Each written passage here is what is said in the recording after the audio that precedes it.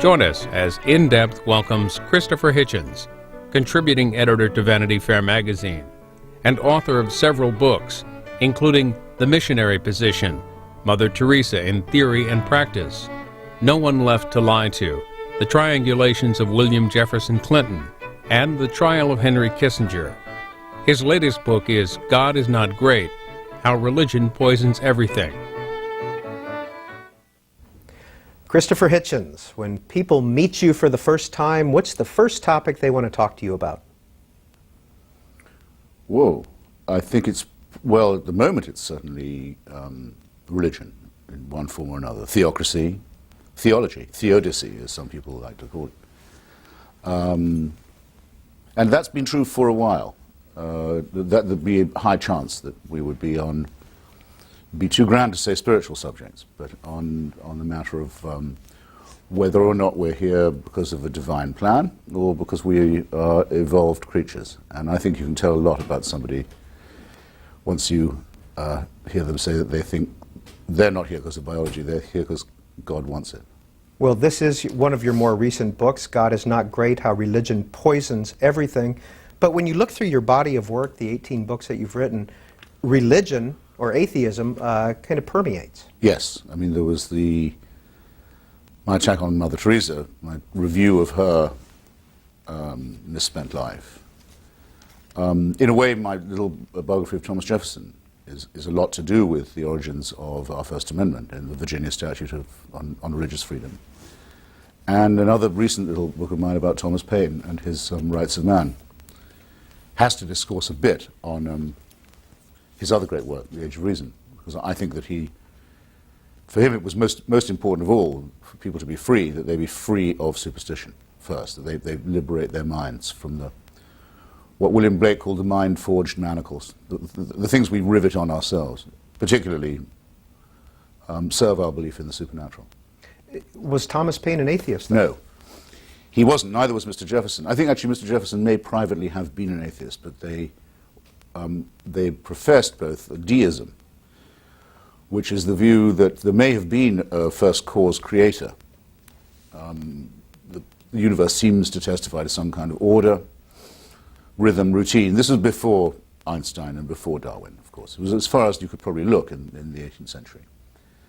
But that this God took no interest in human affairs, didn't answer prayers, didn't intervene in politics or war or anything of that kind. Quite different from being a theist, which advances the view that God has a plan for you and that he has rules that you must obey. In other words, you must claim to know his mind, a nonsensical position. Who is Mrs. Watts, Jean Watts? Mrs. Jean Watts was my nature and scripture teacher when I was 8, until I was about 12, at a little boys' boarding school in Devonshire. I'm one of those lucky ones who was sent off to boarding school at the age of 8. Made a man of me. And she was a fine old lady, a widow, with very little culture or education, but she could take us on nature walks, show us the beauties of nature. I used to be able to tell all kinds of tree, shrub, flower, plant. And then she would teach us scripture, as literal truth, more or less. We'd have to go through the Bible. It's compulsory still in England to have religious education, instruction. And one day she overstepped her mark, vaulting ambition of Mrs. Watts, tried to fuse her two roles, and discussing vegetation. She pointed out that it was largely green, which you'll have noticed too, and we had noticed. And she said this is an excellent thing and proof of the glory of God, because he could have made the vegetation orange or red or something that would really clash with our eyes, whereas green is the most restful colour for our eyes, and how on the whole very decent of God it was to make the trees and the flowers and the grass, not the flowers, but the trees and the grass that way. And I sat there in my little corduroy shorts and I thought, that's absolute nonsense. I don't know anything at this point. I don't know about chlorophyll. Don't know about photosynthesis. Don't know anything about evolution, of course, or DNA. Nobody knew about the double helix then. But I know in my water, I know that that's not true. If anything, it's the other way around. The eyes have adapted to the vegetation. So that was my first moment of thinking, I'm not sure I trust what the authorities are telling me about religion. And of course I thought I was the only one. as all of us do. But you find as you get older that many, many, many people have had the same experience. This is the perfect Sunday morning conversation, isn't it? Were you raised in the church? Not very rigorously. I mean, English education requires that you go to divine service But at what least about once your a year. parents? No.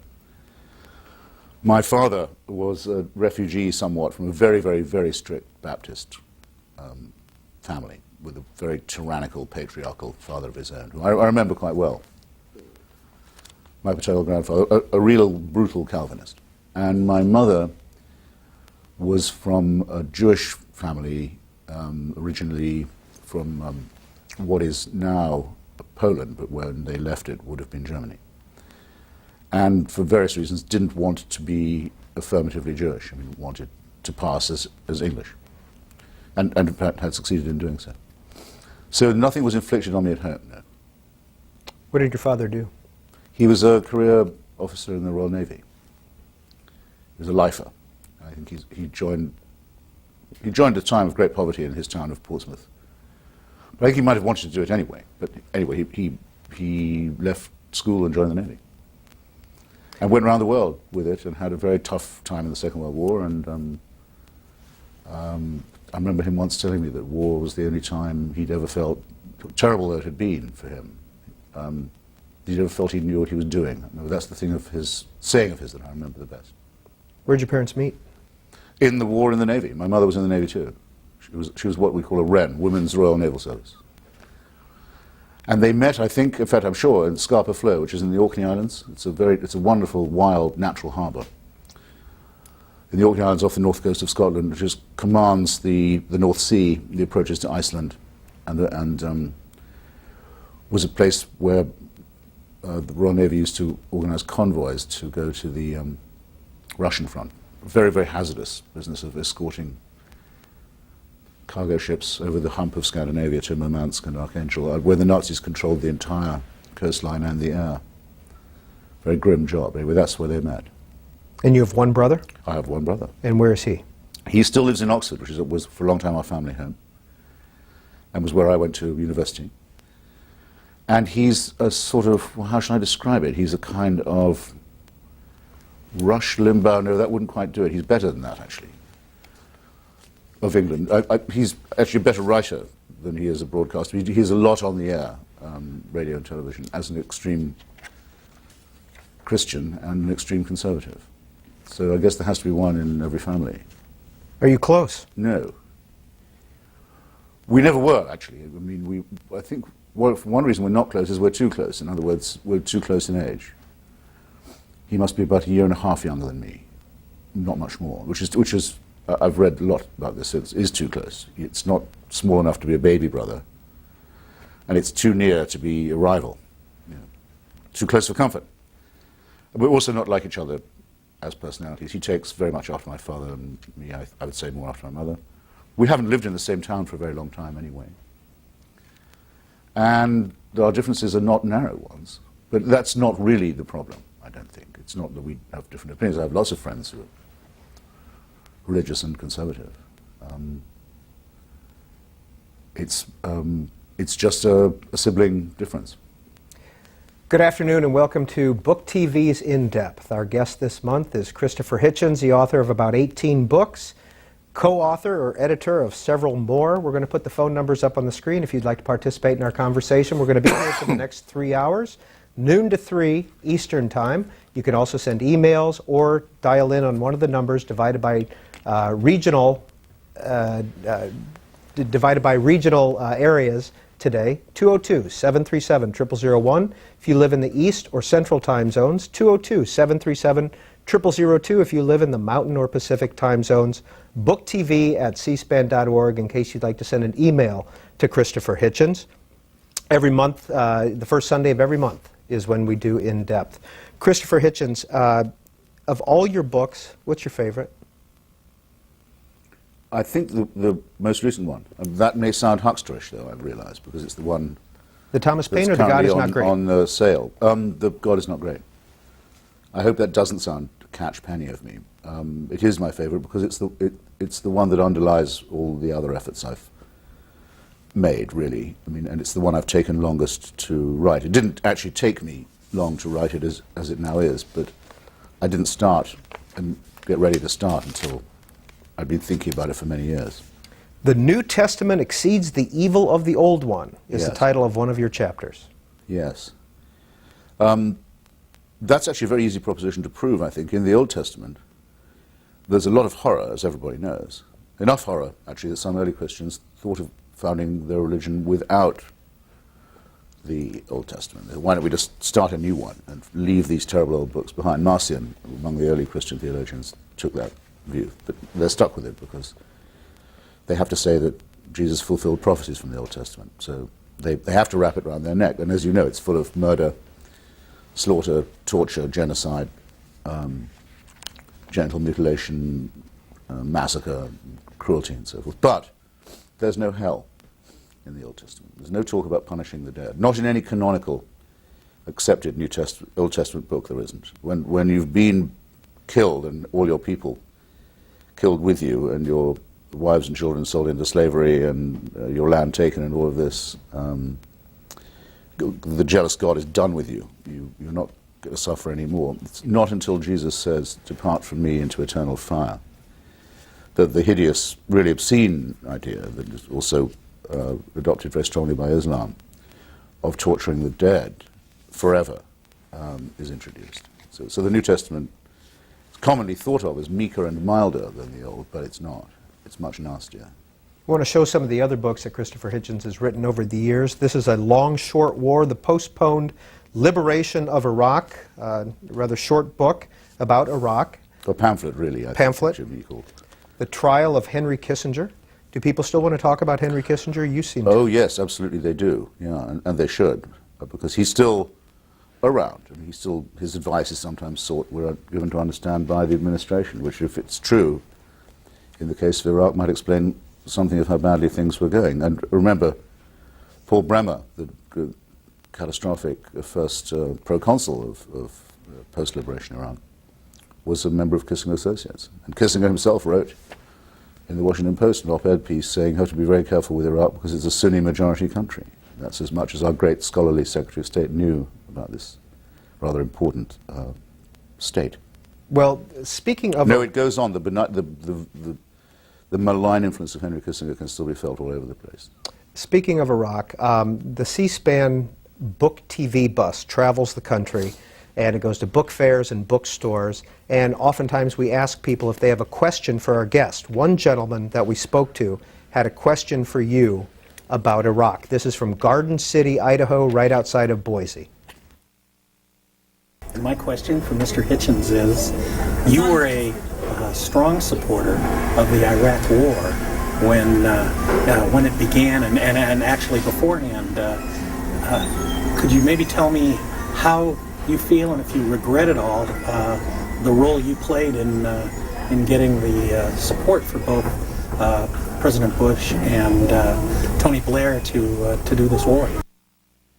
I regret more not having argued earlier and more forcefully, in particular in 1991, when my view of it was rather different anyway, that Saddam Hussein should have been removed earlier than he was. I mean, that's, if we're to have an inquest on the war, which I think we should, I agree with the gentleman about that, and a full accounting of what went wrong and how our statecraft failed us, then the inquest cannot begin with George Bush's intervention in 2003. The minimum, it must begin with the decision to leave Saddam Hussein in power in 1991. The so-called realist decision, Kissinger's friends, General Scowcroft, Lawrence Eagleberger,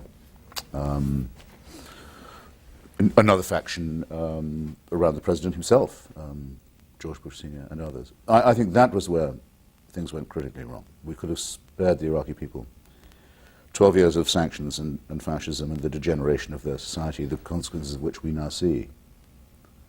Another topic that you have covered in your books are the Clintons. And this is the same book, but it came out with two titles. No One Left to Lie To, The Values of the Worst Family, in paperback, and in hardback, No One Left to Lie To, The Triangulations of William Jefferson Clinton. Yeah, the pink one is actually a later and expanded edition, as well as a paperback version. There's an extra chapter in there, one on the politics of the First Lady, which is why she's back on the cover, and one which I hadn't been able to finish in time for the first one, wasn't sure I could ever finish, about the very important and never asked and never discussed question of whether or not the women who reported being raped by Mr. Clinton were telling the truth. Well, the only book you can read that discusses this question even is by me, and I've talked to three women who don't know each other's existence. And I would say that I was as sure as can be that they're telling the truth. So that's the difference. That's why you should get the pink one if you're strolling past a bookstore. Our guest is Christopher. More action-packed. Our guest is Christopher Hitchens, and our first call for him comes from Chicago. Yes, please, thank you. Orwell wrote of thought crimes in 1984, the final movie made by Richard Burton, just as Reagan-Bushman rolled out the urine test of the trickle-down economy. Grow your own medical marijuana would bring down pharma prices, just like hemp oil would bring down petrol prices. Similarly for alcohol, is that why hemp, marijuana, and alcohol users have been persecuted throughout the 20th century? Too much of anything is bad. Small doses of narcotics have been used throughout history of medicine. Less profitable therapies have been persecuted. All right, caller, what's your point? Well, I think he's made it, actually. Okay, all right. Though in a rather verbose way. Well, I mean, if he's asking me, do I favor the decriminalization of marijuana, the answer is obviously yes, and not just for medical reasons. Though the most striking thing about marijuana is its medical properties. It's well known to help people deal with the horrible results of chemotherapy, namely intense nausea, which prevents people from recovering by making them unable to digest or keep down food. And it's also, bizarrely, I don't know why this is, I'm not a physician, but it's a very useful treatment for glaucoma, which is a very damaging condition for the eyes. But I just think it's beyond the competence of the state to decide a question like this. That you can't hope for the government to be able to control what substance somebody puts in their own body. So even if I thought marijuana was a poison, I still would say, the government is not going to be able to stop people and shouldn't try. The marijuana user commits a victimless crime, and it's really horrific that we make room in our prison system for people who've done no more than that. I remember being on this show with Brian Lamb one morning with Richard Brookhiser from National Review, who said that he thought it would probably saved him during his own cancer treatment. He, as a very strong social conservative, had to just go out onto the open market and get some marijuana to get him through. Well, Christopher Hitchens has appeared on our call-in shows about 33 times over the years. We want to show you a montage of those as we take this next call from Las Vegas. I'm sorry, we're taking this next call from New York City. Hello. Hi. Hi. Mr. Hitchens, in Martin Amos's memoir, Experience, he recounts an episode in which the two of you are driving and something happens and there's a laughing fit that's so overwhelming you have to pull over and sort of weep with laughter. Mm-hmm. But he doesn't detail what you guys were laughing at. Do you care to share it at this point? No, I can't. I'd love to. I can't do that. Why? What a disappointment. Well, I don't have Martin's permission. Who is Martin Amos? Martin Amos is a very brilliant English novelist and essayist, and is the son of Kingsley Amis, who I'm sure a lot of your viewers will know or will have read, but also isn't printed enough in the United States. But I think almost everyone has heard of Lucky Jim, his great classic comic novel. And Martin is my oldest and dearest friend, and we've been best man at each other's weddings and godfathers to each other's children, and know everything about each other, and I'm afraid it was one of those things that we were laughing about it, and I can't do it on a Sunday morning to a family audience anyway. Well, in 1999, this is what Martin Amos had to say about you. Christopher's always taken up unpopular positions. He likes the battle, the argument, the smell of cordite. Well, I don't mind that being said at all. I guess it's probably true. The smell of cordite makes me sound perhaps braver than I am. Well, according to your wife, Carol Blue, there's a whole tough guy, I am violent, I will use violence, I will take some of these people out before I die talk, which is really key to his psychology. I don't care what he says. I think it is partly due with his upbringing. Yes, I remember wishing she hadn't said that to someone who wrote my profile in the New Yorker, because as most people who, I think anyone who knows me knows, I actually don't talk like that. But I think what she was trying to say, and I'm actually not sure how accurately she was quoted, to be absolutely honest with you. But it is true that coming from a naval and military family and background, there may be something in me that I don't see myself that wants to live up to my martial forebears. I think that's quite likely. But it doesn't take the form of talking out of the side of my mouth and saying, "You're looking at me." I'm not like that, as you know. Besides being your wife, who is Carol Blue? Well, what else does she need to be? She's a young lady from California, fourth or fifth generation Californian, I think. Was at the University of California, Berkeley. Worked for the Los Angeles Times for a while. Did some work in the screenwriting business in Los Angeles. Probably hasn't ever quite forgiven me for making her move to Washington, D.C. And where did you meet? In Los Angeles during a book tour of mine. And she's in '89. And second wife? Yes. Who was your first wife? My first wife was I suppose still is, I can't say was. You can't, if you've had children with somebody, you can't really get divorced from them, in my view. Is a lady called Eleni Meliagru, a Greek from Cyprus, who I met during the time I was preparing to write my book on Cyprus in the 70s. I still lived in England at that point.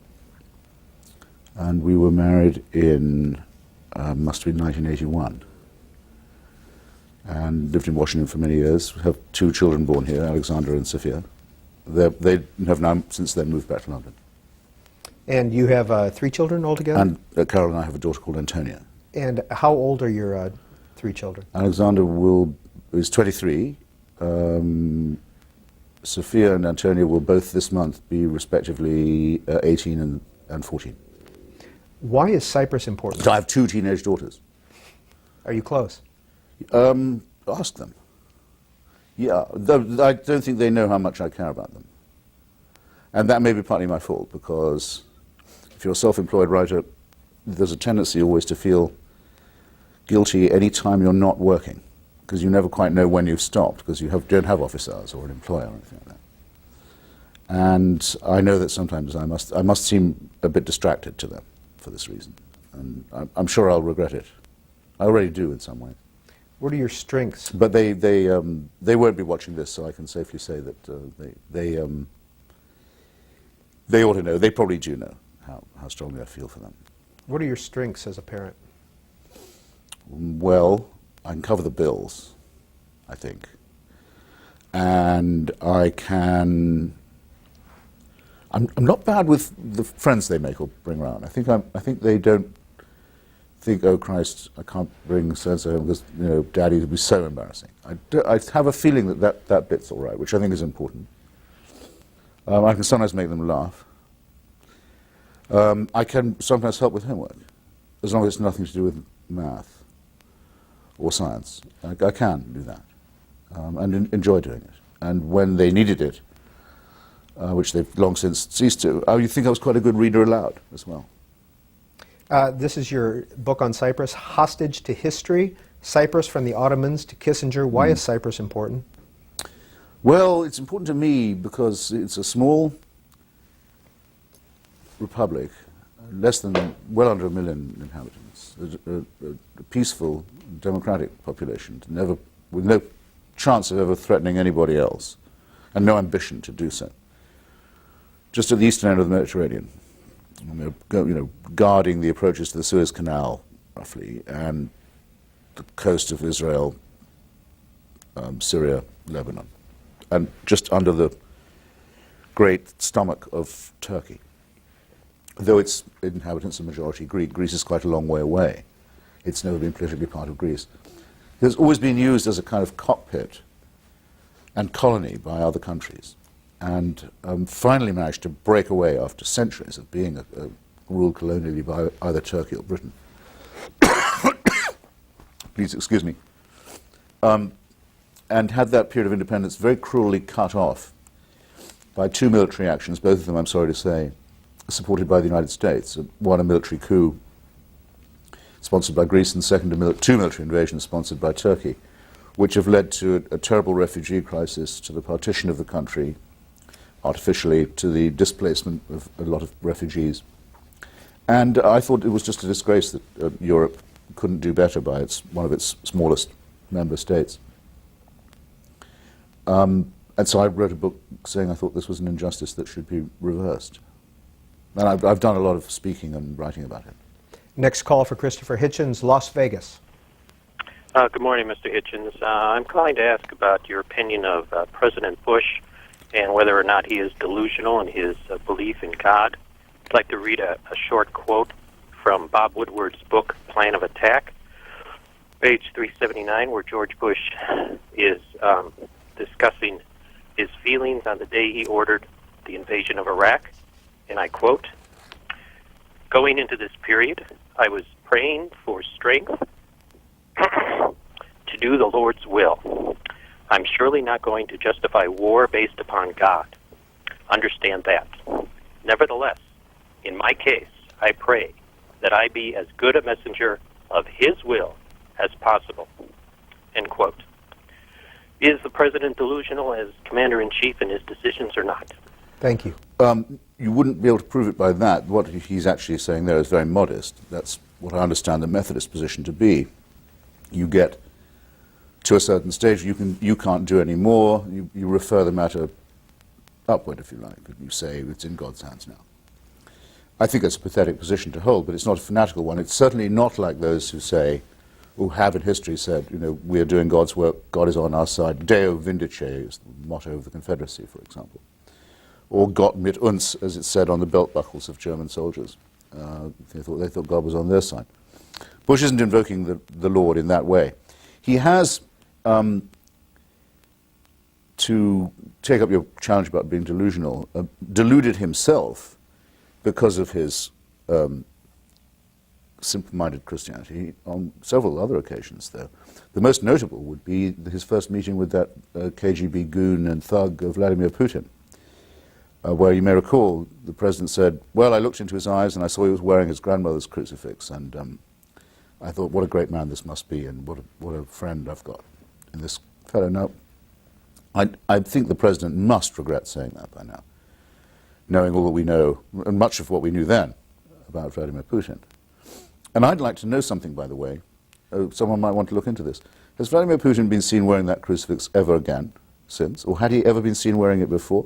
Or did his advisors tell him that the President of the United States is such a sucker and such a sap that that would do the trick? In which case, we have a right to reconsider the idea that having a president who's a person of faith is a good thing. Have you met President Bush? No, I haven't. Vice President Cheney? Yes, I have. Yeah.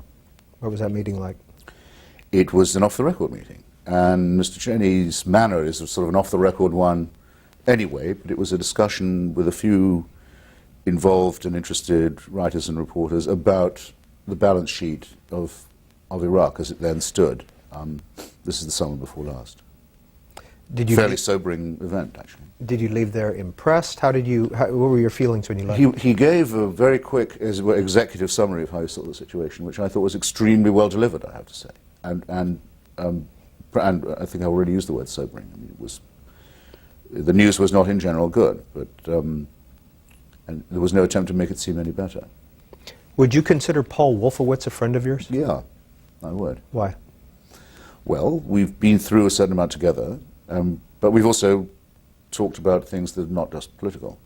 But I think of him as a very intelligent and very thoughtful person, and we've had some discussions that will always stay with me at very important moments. And because I've had to defend him, this is perhaps a horrible way to become somebody's friend, but it is what friends are for. I've had to defend him a lot from what I consider to be two campaigns of the most hysterical defamation. One about the real role he played in the liberation of Iraq, and second, his conduct, which I thought was fairly exemplary at the World Bank. I'm also a friend of Shaha Ali-Riza, his companion. I've known her separately since she was at the National Endowment for Democracy. I knew her before I met him. I think she's an absolutely admirable woman and was treated in the most scandalous way earlier this year.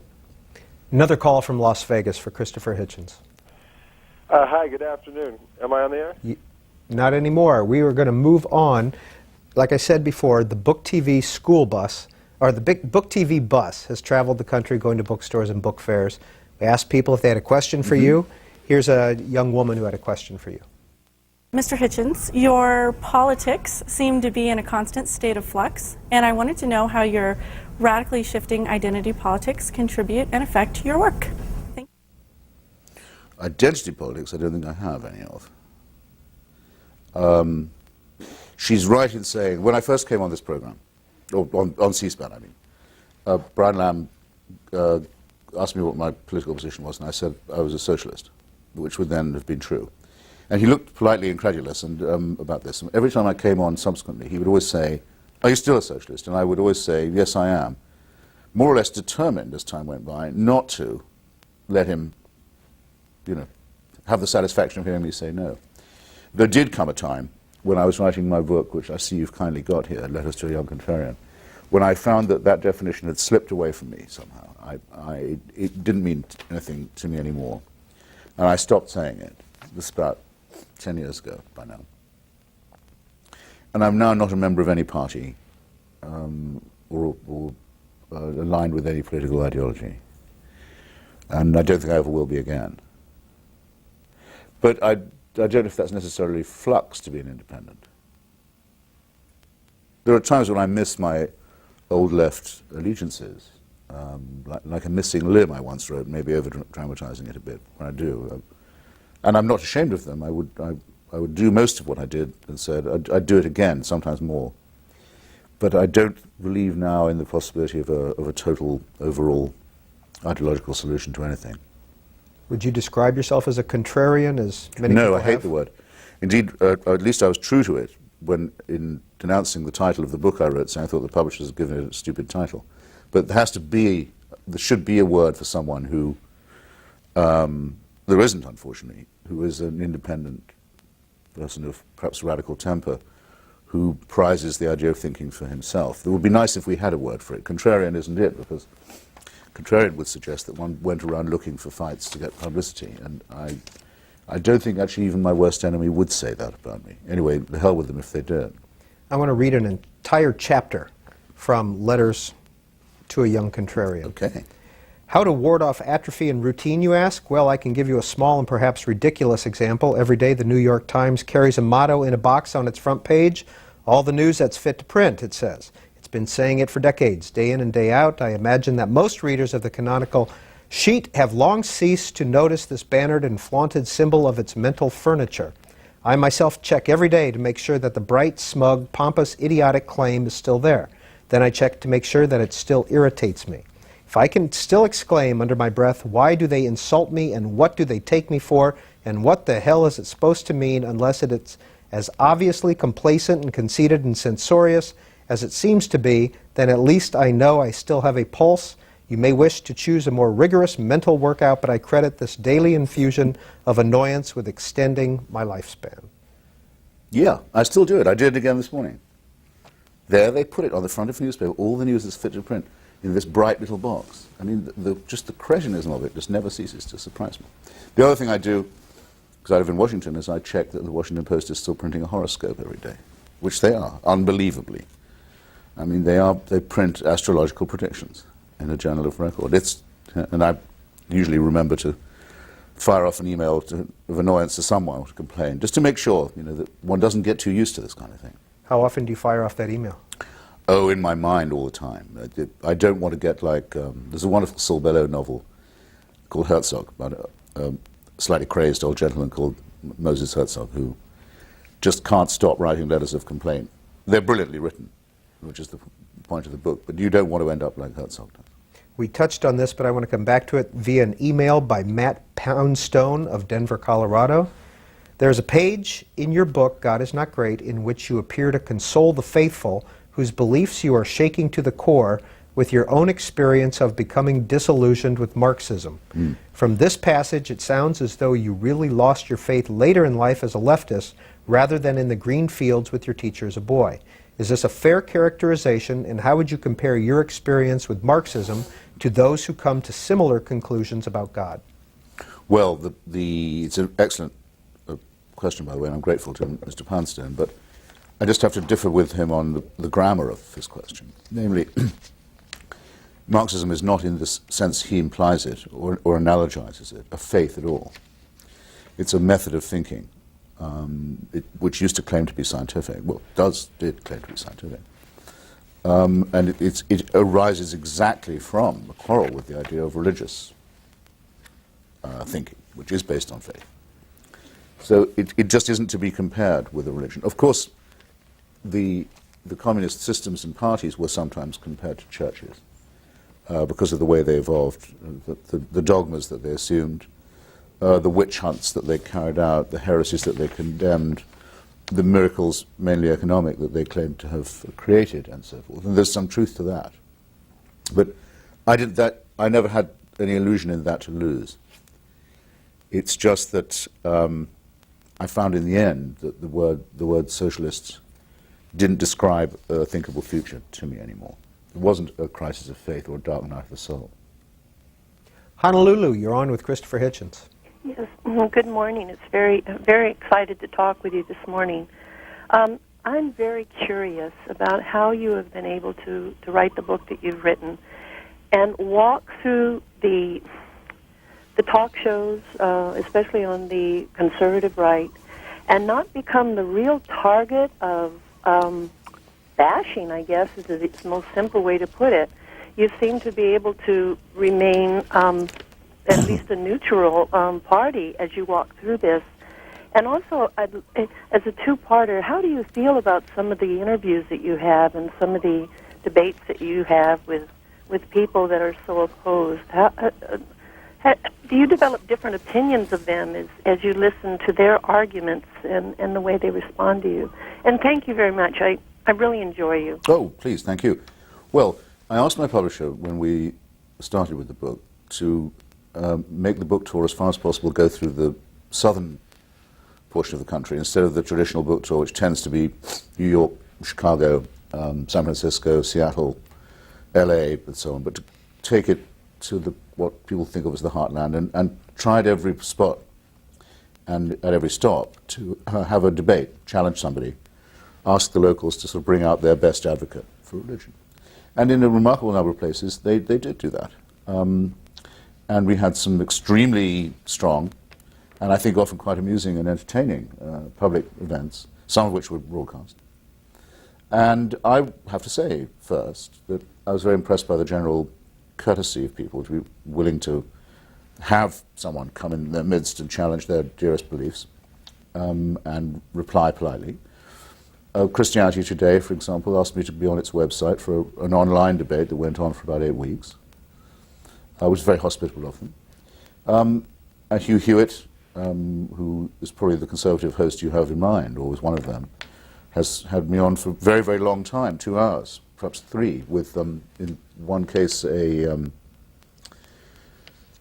Catholic teacher at Annapolis, a naval college, a literature teacher, and in the other case, a man in holy orders from the Presbyterian Church in Orange County. So, not bad, really. But I hope it doesn't sound churlish, having said all that, if I say that I didn't encounter one new argument, or argument that made me think, I wonder what the answer to that is. That may also sound very complacent of me to say. I don't know if it does. I hope not. Because I do try and look for the weaknesses in my own position, and I will, if I'm challenged by a new point or a new argument, I will force myself to think about it. Then I realized, of course, well, how could there be any new arguments? I mean, this argument is a very old one. There shouldn't be any novelty in it. But if you see what I mean, it's impressive to me, anyway, to hear people repeating arguments that they very often don't know were discredited centuries past. This is The Missionary Position, Mother Teresa in Theory and Practice. And this is a recent article from the New York Daily News, Mother Teresa's shocking struggle. What was your reaction to her crisis of faith? I've written an article that's in the current Newsweek about it, if you'd like to check, or if anyone is more curious, and it's already up on their website, I believe.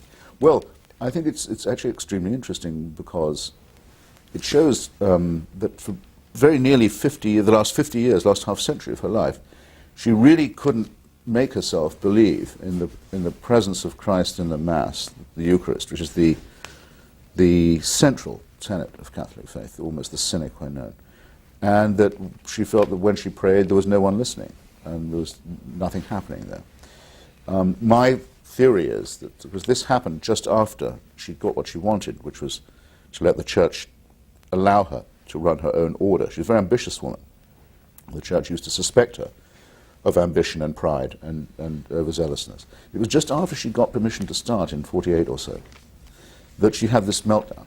And I think the whole life that people think they admire so much, of her endlessly working herself to death, apparently, her tremendously ostentatious austerity, professions of poverty, almost masochistic, all of this turns out to be nothing but an attempt to drown out the demons.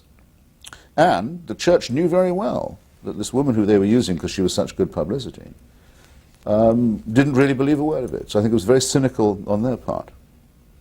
What kind of reaction did you get to the missionary position? Overwhelmingly positive, to a surprising extent, because a lot of Catholics know that there's a danger of fanaticism and excessive zeal, and it's the greatest danger the Church has ever had to face. And she was a perfect example of it. I'll give you an instance. The Church, everybody knows, regards the unborn child as a real thing, as a person, so to say, and abominates abortion. As a matter of fact, that's my own view as well. I think the concept unborn child is embryologically correct, and that's what it is. I think abortion is abhorrent and should be avoided wherever possible. But Mother Teresa, when she got the Nobel Prize for Peace, went to Stockholm. You have to make a speech. You can't just pick up the check. You've got to say something. It has to be about peace. She said, I've discovered the greatest threat to world peace. The greatest threat to world peace is abortion. Now, nobody thinks that. It's impossible to think that. That's a crazy thing to say. It's beyond fanatical. The Church doesn't demand it of you. People will think, good God, the woman's gone round the bend. That's what I mean. Christopher Hitchens, I want to show you this picture. Oh, and then the second thing, is this. It's very important. People misunderstand it all the time. She was not a friend of the poor. She was a friend of poverty. She liked poverty. She thought it was good for people. She told people to think of it as a gift from God, and she made sure that they stayed poor because she preached against the only thing that can abolish poverty, which is the empowerment of women. Give women some control over their own reproductive cycle, particularly with contraception. Give them a chance to get off the wheel of a husband who forces annual pregnancies on them, many of which are going to die. You do that, you can raise the floor of the poorest village in Bolivia or Bangladesh. She spent all her life trying to make sure that could not happen. So a lot of people are much poorer and much sicker and much less well educated and much less happy than they would have been if she had never come on the scene. Is that an argument in favor of capitalism? Not on its own, it isn't. Though, because capitalism doesn't always insist on the empowerment of women, but if anyone's interested in the alleviation of poverty, that is the only thing we know definitely works, is giving women control over their reproduction. I want to show you this picture, Christopher Hitchens. This is in the Washington Post Style section yesterday, and it's a woman praying at the memorial for Diana in England. What do you think about that? What's your reaction to that? Well, that's exactly what I say about the sickly influence of religious cultism. It leads to man-made, well, I'll back up. I think all religious cults are man-made, and they've created false objects of worship, mythical, legendary ones. When you see it happening in front of your eyes, you can see how it got started. There you see it happening in front of our eyes. We think that's grotesque, or I expect most people do. What are you doing? Praying to an image of a basically disco dancing princess. But it's no more absurd than saying that you think Joseph Smith dug up some gold plates in upstate New York that had angelic writing on them, which is one of the front runners for the Republican nomination, claims he believes, or the cargo cults of Polynesia, or the belief that that after several hundreds of thousands of years of indifference, heaven waited till 2,000 years ago to conduct a human sacrifice in Palestine so that we could be forgiven our sins. I mean, as I say, if you believe this kind of thing, you'll believe anything, and you might as well make a goddess of Princess Diana. Springfield, Illinois, you're on with Christopher Hitchens. Good morning, Peter and Christopher. Morning. You were recently on a book panel where your co-panelist, Jonathan Kirsch, I believe, was rebutting a point you had made. And as he was talking, you interjected, "It's immoral to love your enemy." You were not given a chance to elaborate on that, so I'm going to give you that chance now. Thank you. I think I can remember the event you're talking about, and I think it was in Los Angeles, wasn't it, at the book fair? Yes, I don't like being told, especially at a time like this, that it's my duty to love my enemies. People who want to go and love bin Laden can go do it on their own time. They're not to tell me that I'm to do the same, or they're certainly not to tell me that that's moral preaching. No, we have to hate our enemies and try and destroy them before they destroy us. That's a responsibility. To be neutral on such a point, especially if you're a father or if you consider yourself a citizen with duties to his fellow citizens, is wicked and should be described as such. Christianity is masochistic pabulum in that way. It actually disarms those of virtue and leaves them at the mercy of those who are wicked. This is In Depth with Christopher Hitchens on Book TV. Denver, you're on the air. Yeah, hi, Christopher. Big fan. Thank you. I noticed you took some exception, maybe even umbrage, at the notion that by invading Iraq, we've given bin Laden what he wants. And I wonder if you'll admit that the problem people maybe were trying to articulate with that statement is that the more or less secular or more or less civilian population of that region might become a larger substrate for these fundamentalist wackos like bin Laden when their civil society is destroyed and they're thrown out of work and their homes and maybe even their families are turned to ash.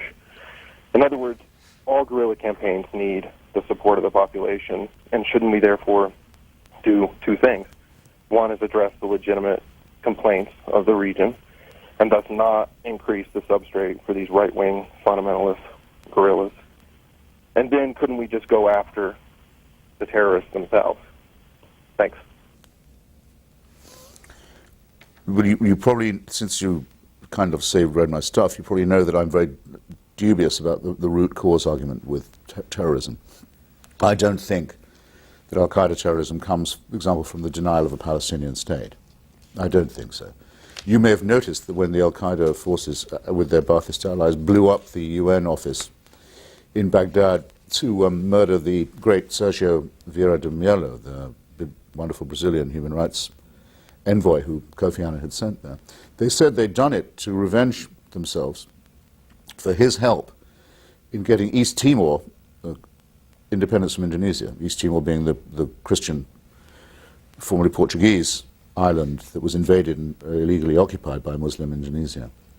So you see, if you want to make these people happy and address their complaints, you have to say, well, we'd be better off not of liberating. We'd be better off not having liberated. Excuse me, East Timor, not a demand that can easily be met. If you really want al-Qaeda to go away, you have to let Pakistan take over Kashmir and tear the heart out of the Indian Federation and start a horrible religious war in the subcontinent. The cause of Islamist terrorism, in other words, as I'm saying to you, is the ideology of Islamic terror. That's what its root cause is. There are things we could perhaps have done on this substrate point of yours. I certainly think that keeping Iraq under sanctions for a dozen years, where Saddam Hussein was able to build a palace for himself in every one of Iraq's provinces, from the skim-offs of that sanctions racket, while the rest of the people were drinking sewer water, did help to create an underclass in Iraq of a kind it hadn't seen before.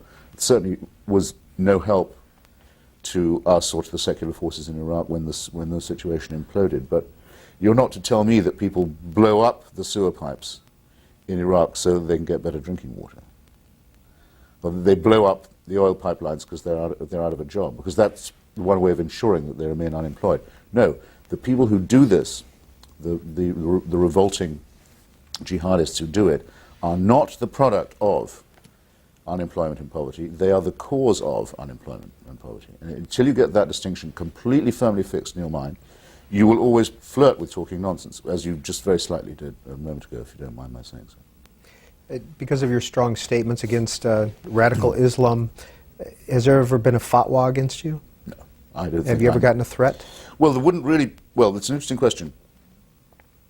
There wouldn't really be a fatwa against me in normal Islamic law, because I've never been a Muslim, so I don't apostatize when I say what I think about the Quran or the Prophet. I dwell in what they call jahiliyyah, ignorance. It's not my fault. Salman Rushdie, my friend, got a fatwa against him because he had been a Muslim, and he could be sentenced to death for abandoning his religion, because not the Quran but the Hadith state very explicitly the penalty for changing your religion is death. Lately, it's been a slightly sinister development, which is, since around the time of the Danish cartoon controversy of last year, threats have been made against non-Muslims by Muslim extremists, saying if you criticize the Quran, you should be beheaded, whether you're Muslim or not. Now that people haven't noticed, but that actually is crossing an even still more dangerous line. Yes, I did once get a threat, a believable one. At least the State Department counterterrorism office told me that they thought it was believable. It was from Iran. And they asked me to change my address. And did you? No, because I thought, first, if you start running, you'll never stop. And second, if they know where I live now, it won't be that hard for them to find out where I've moved. Did the State Department provide any security or anything? No, for a while? didn't ask them to either. No. And here I still am. Next call for Christopher Hitchens, Miami. You're on the air. Yes, Mr. Hitchens, I enjoyed your Love, Poverty, and War very much. Thank you. Particularly the essays on Churchill and the future of an illusion. My question is, we have a situation where perverted priests, confidence men such as Pat Robertson, buffoons like Al Sharpton, all these characters build these enormous financial empires, and yet they aren't subjected to taxation like the rest of us, simply because they claim to be in the service of a higher power. Is this ludicrous situation an anomaly to us here in the States, or is it common to the rest of the world? And again, I enjoy your work very much. Thank you. Well, it's an unintended byproduct of something that does make the United States unique, which is that Congress, as you know, can make no law respecting the establishment of a religion. It's the most important part of the most important amendment to the Constitution. In the country where I was born, which you can probably tell is England, there's a state church, of which the Queen herself is the head. The Queen and whoever is the monarch is ex officio the head of the church, the head of the state, the head of the armed forces. And your tax dollars have to go to subsidize that, whether you like to or not. The same is true in Germany, France, and elsewhere, not to quite the same extent. In Germany, for example, you have to pay a tithe either to a synagogue or a Catholic or Protestant church. It's very difficult to say you're not going to choose one, but you don't have to choose only one, if you follow me. In America, it's a voluntary effort. And that's why it's allowed the status of charity, or whatever the tax-exempt definition is, which I agree with you should not be permissible for churches that engage in political activity or political advocacy. I further think that, because we're hearing a lot of talk recently about equal time in the argument over so-called intelligent design and creationism, they say they want schools to teach alternatives to Darwin as well, alternatives to the theory of evolution. Well, in that case, any church that is getting a tax break from the government, let alone getting any handout from the so-called faith-based initiative, should be obliged to teach Darwin in its Sunday schools and even in its services for equal time and fairness purposes. Don't you think? I pass on the idea. Might cheer you up. When did you become a U.S. citizen? On the 13th of April this year, which was my birthday and Mr. Jefferson's birthday. Why? Why that day, or why did Why did you become a U.S. citizen? I applied shortly after the attack on the United States in September of 2001. No, not shortly after, not very long after. I made up my mind to do so anyway, but then. That and the arguments that came out of it, and the clashes, especially with certain European powers and forces, made me realize that I had fully come to identify with the country I lived in, with my country of adoption. And as a gesture of solidarity, because I felt I was cheating on my dues, really, if I didn't do it, I ought to take out the papers of citizenship, so I have done. Do you miss England? No, well, I don't have to, in a way, because, I mean, it's only 5 hours away by plane. I'm going there tomorrow. I have 2 children there. A lot of my best friends are there. Even if I'm going somewhere else, I always stop there. So, no, I've never regretted leaving, if that's what you mean. No. And since I was quite young, I had a very strong impulse to leave and to emigrate to the United States, and I did it as soon as I could. You're well known as a smoker. Is a 5-hour flight a long time for you? No, I can go for much longer than that without smoking. It's a funny thing. That's why it's such a stupid habit, and I wish I could give it up. I don't really need it. I mean, it doesn't bother me now. I used to be able to smoke on C-SPAN, unbelievably. But it doesn't bother me now that I'll be here 3 hours without a drag. No. Well, a couple of emails dealing with... Now, if you'd like to give me a glass of sherry, because we must be getting on towards lunchtime, that would be great. We'll see what we can do. A couple of emails regarding the U.S. and Britain. Please ask Mr. Hitchens to discuss the differences for him in working, writing, communicating in the U.S. as opposed to the U.K. and the rest of Europe. Please ask him to focus on the intellectual and political environment. That's from Sarah Abraham in Philadelphia. And then from Mary Stazer in Oak Harbor, Washington. I have a feeling that British intellectuals come to the U.S. because they see us as easier to influence than the population in Britain. This would make their intellectual life more appealing and their sense of achievement more immediate than if they stayed in Britain. Why is it that we draws the likes of Simon Schama, Christopher Hitchens, and Andrew Sullivan to the life in the U.S.? I might add that I am terrifically happy to see them here. Well, you wouldn't always have necessarily guessed she was going to end up like that. Well, first to Ms. Abrahams. The world I live anyway is pretty much an Anglo-American one. I mean, for example, most of my books are published simultaneously in London and in New York. A lot of the magazines we all like, people like me write for. The Atlantic Monthly, in my case, for example, Vanity Fair, very conspicuously, which has a special English edition. The magazines like the Times Literary Supplement or the New York Review of Books are effectively co-produced by British and American academics and intellectuals. You don't feel very much of a contradiction. I think that's also quite true of the Academy. The American and British university system is not unlike each other. It's more like, the two are more alike than they are to any other comparable one, for example. And of course there's the common language. So I don't feel any tension of that sort. It's even arguable that it's hardly worth moving, except that I'd prefer the atmosphere here, which I think is more combative, and there are more outlets, and there's more opportunity. And a small thing, but not unimportant, it's very much more difficult to get sued for libel.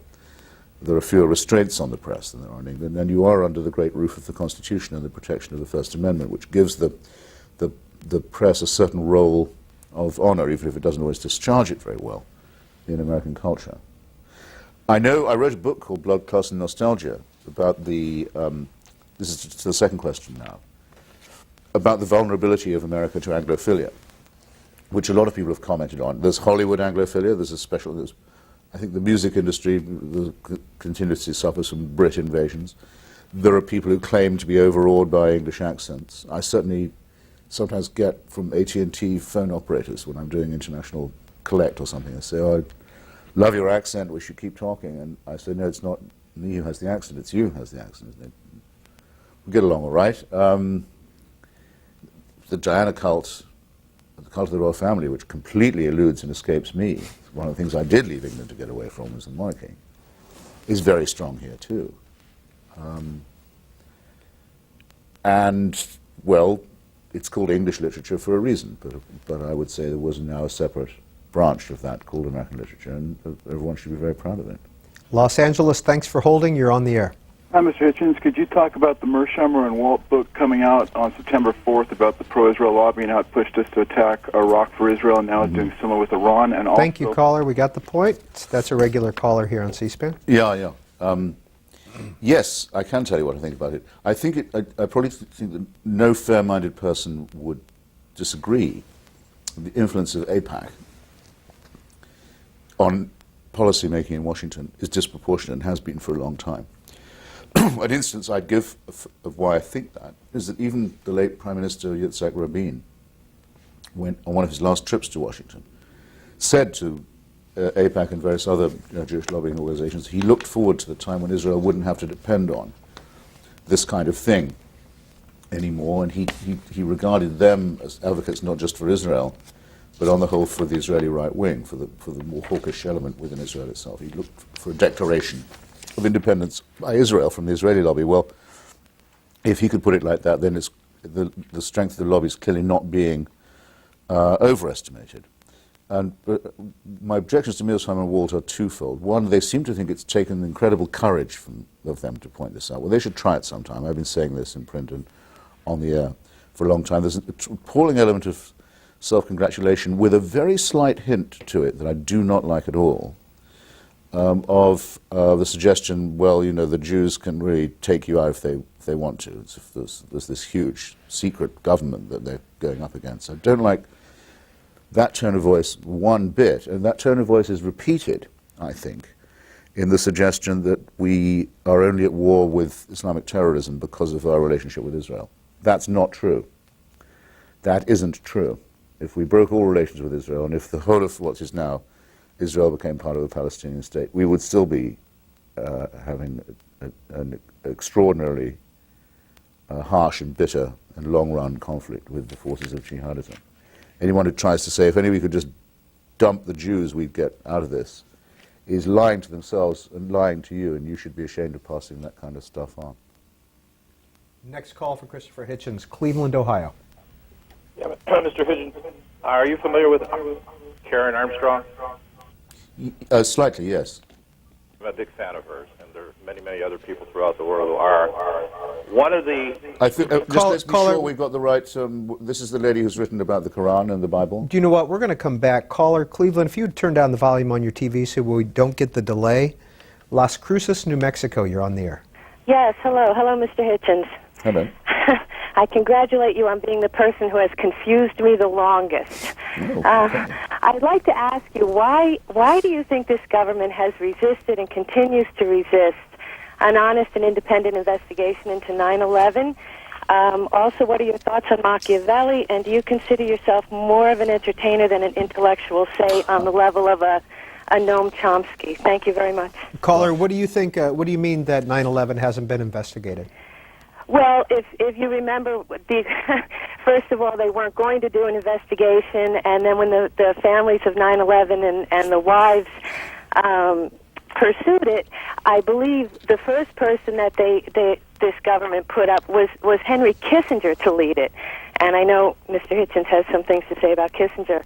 I don't believe, and almost to a person, everyone I know does not believe there's been an investigation into 9/11. And also, I think it's extremely suspect that what they consider the largest attack on this country, which you could argue, seems to meet with such resistance for an investigation from a government that has nothing to hide about it. Thank you, caller. Well, it actually was I think it's thanks to me. I'm going to claim it anyway, that Henry Kissinger didn't get to do that job, and I'm bound to I would agree with you. A president who says, I'd like Henry Kissinger to chair an inquiry, is saying, I want a cover-up. There's only one possible reason that such a disgraced person who's been found to have concealed the truth about so many things, and so many disgraceful things, his life could even be considered for such a job. I wrote a piece saying, well, in that case, quite apart from his other unsuitabilities, we'll have to have him disclose all his client list for Kissinger Associates. He can't hide behind the confidentiality agreements of that anymore. And that call got taken up by the New York Times the next day, and within a couple of days he decided he didn't want the great honor of chairing the 9/11 Commission after all. So although it was only a small point, I think I did actually pull out the thread that unpicked his appointment to that post. I'm not myself aware of anything that could be or should be known about this that hasn't been discovered. We have a rough picture of first the long time when the Al-Qaeda forces knew they were at war and we didn't. And this involves repeated failure by our establishment at every level to estimate at all the level of the threat. And we know of the unbelievable venality and incompetence of our intelligence organizations, most particularly the CIA. What's required now is a separate commission altogether, one that says that our intelligence services are dysfunctional. We effectively do not have a central intelligence system anymore. And my recommendation would be to reopen Senator Moynihan's recommendation that the CIA be closed and padlocked and abolished, and we begin again, because it's better to have no intelligence service at all than one that actively works against you.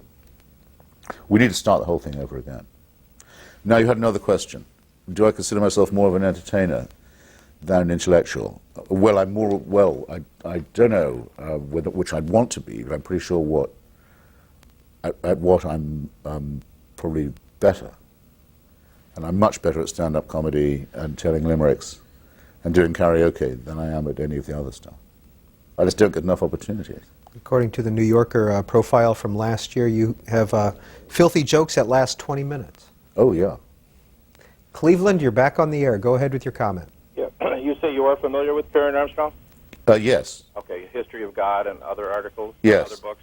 I think what I really appreciate about Karen Armstrong's books is that she's so completely objective when she looks at the history of God or religion. And the bottom line is, I don't think God is the problem. I think man is the problem. And what's so interesting when you read her books and see the parallels of earlier history, earlier religions, earlier men, countries who combined the two, how all the mistakes and tragedies came about. And bottom line, what she says and other interpretations of her writings is basically it's still the good old golden rule. And I think when you take an attitude that you take, which is so negative, you keep encouraging this us against them again. And it's not that. God is good. It depends on how you're going to, as long as you use them for good and not for bad. Well, I disagree with you from the very first thing you said about Ms. Armstrong's objectivity. I think you're mistaking her objectivity for her willingness to take religion more or less at its face value. I've read things by her that describe stories from the Quran and the Bible as if they actually occurred, with no evidence that any of them did. You improve your argument when you say that the problem is man, because after all, God is a man-made invention. But then you contradict yourself by saying God is not bad in himself. He could be as easily good as bad. Well, he can't if he doesn't exist and if he's a human creation and a man-made object of veneration. All I'm arguing is that we'd be better off without this construct. We'd be better off without the attempt, which is really all it is, by priests and mullahs and rabbis to establish power in the real world, the only world there is or is ever going to be, by claiming that they have divine authority to do so. We have to challenge that politically by being opposed to theocracy and superstition and indoctrination. But we also have to challenge it root and branch by saying that the authority that it invokes is non-existent. Chris Hedges, June of this year in the New Statesman. This is his review of God is Not Great. His assault on what you defines as the irrational force of religion permits Hitchens to sanction the abuse and subjugation of others. This is done in the name of his particular version of goodness, which he calls repeatedly reason. But this too is a false god, more particularly the god of death. For once you wage unprovoked wars and embrace torture, for whatever reason you unleash sadists and killers. You become no better than those you oppose. And as an apologist for the war in Iraq, Hitchens not only has the blood of American and British soldiers on his hands, but the blood of a few 100,000 Iraqis too. Yeah, Mr. Hedges is one of the...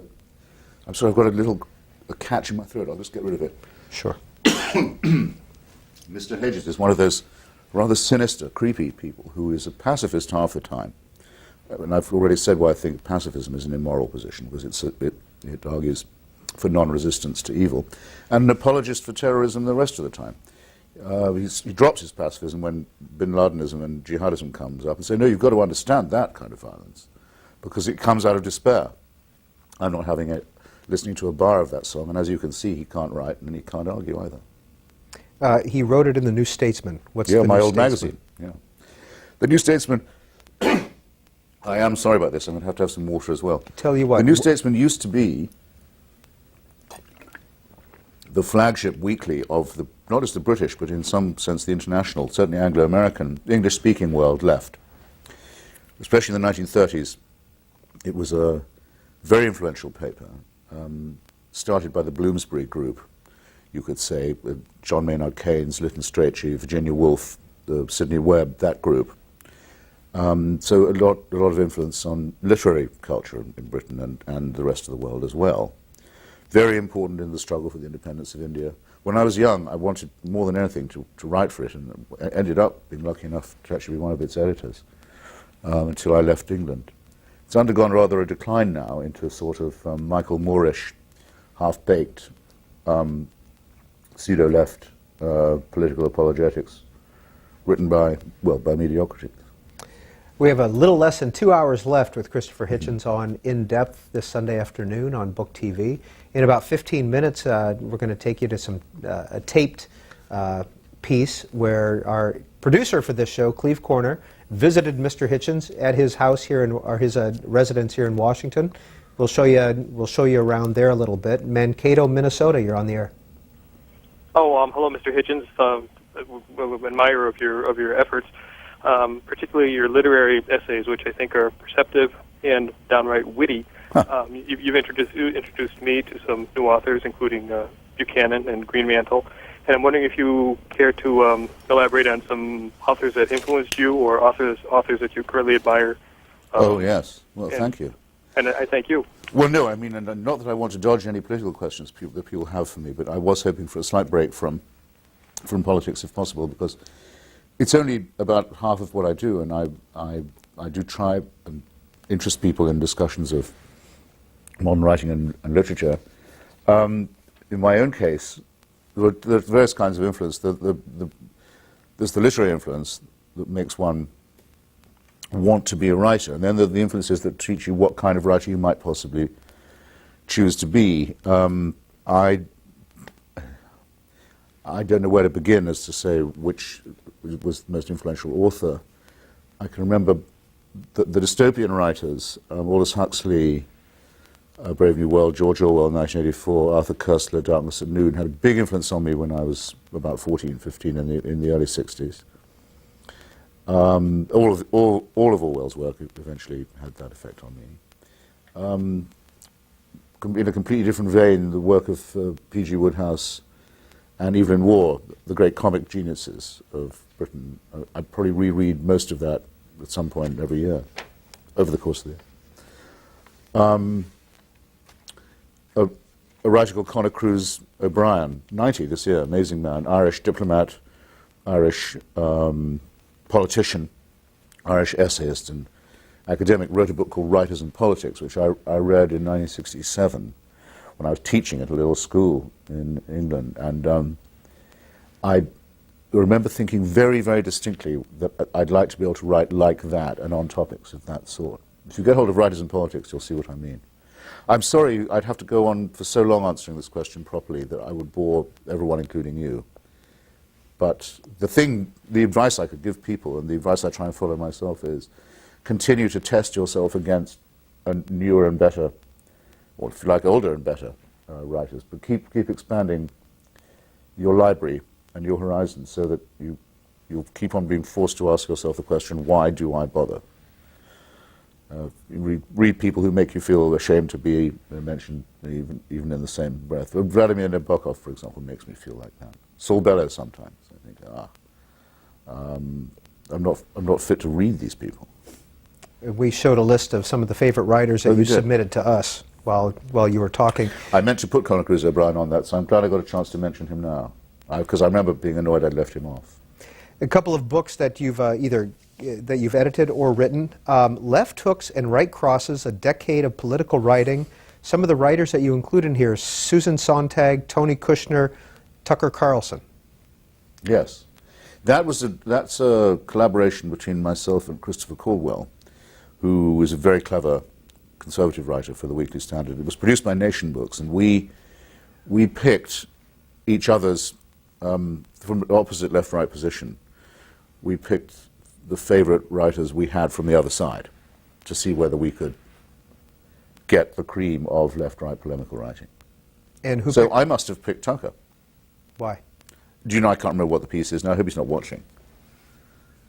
Though all this is pre-9/11 and seems like so long ago to me, I hope Tucker will forgive if I say I don't remember which piece we picked from him. And another book I want to... But I do remember telling Tucker I wish he wouldn't give up writing for TV. And I hope he sometimes hears the distant, hollow echo of my voice. Tucker, don't do that. Don't do it. Another book, 2001, published, Unacknowledged Legislation, Writers in the Public Sphere. Yes, I'm very proud of that one. It's all my favorite writers, and in the sense of those who are great writers in themselves, who don't think that writing should be politicized, or who merely write political prose either, or polemical prose, but who do understand that politics is part of culture and part of life, and is a responsibility. And so do feel some obligation, if you like, to take part in it. One of the chapters in this book, in defense of plagiarism, Yes. talking about The Spectator. What is The Spectator? What do I say about The Spectator, then? You write that how many years... I wrote a strangely neglected book Oh on the yes, sculpture of the that's right. I got a Parthenon. review. I got accused of plagiarism in Yes. The Spectator. That's right. Yes. No, I take the view that plagiarism is inevitable. Everybody does it. It's impossible not to use other people's words. The respectable thing to do is to try and return what you've borrowed, if possible, with a bit of interest, and always with an acknowledgement by way of a thank you. But we're all doing that. There should be another word for those who literally snip out of other people's books paragraphs and pages and chunks and paste them into their own. That's a neurotic thing, a bit like kleptomania, and bound always to be found out, which is why there's about 1 or 2 scandals a year about it. The one line in here that you write, and then we'll move on to the next call. Once again, I found myself writing, and once again, revoltingly, without any suggestion of payment, a letter to the editor of this irresponsible magazine. Kaneohe Bay, Hawaii, you're on the air. Aloha, Mr. Hitchens. Wow. Hi, I can't believe I got through it. I've been trying for years to reach you every time you're on the show. And I just wanted to say I admire your intellect and your wit. And Very do generous you of think you. Kissinger will ever be tried as a war criminal? And what about impeaching Bush? You don't want much, do you? Well, Henry Kissinger has been asked, since my book came out, and it's been translated into several languages now, calling for him to be tried on charges of war crimes and crimes against humanity. He has been, to a certain extent, inconvenienced. He was summoned by a judge named Roger Leloir, when he was in Paris about 3 years ago, not for indictment, but just to answer some questions. This was about Chile and some missing French people in Chile. He didn't answer the summons and left town. He's been asked to answer questions also on very grave allegations of human rights violations from judges in Argentina, Judge Rodolfo Corral, and in Chile.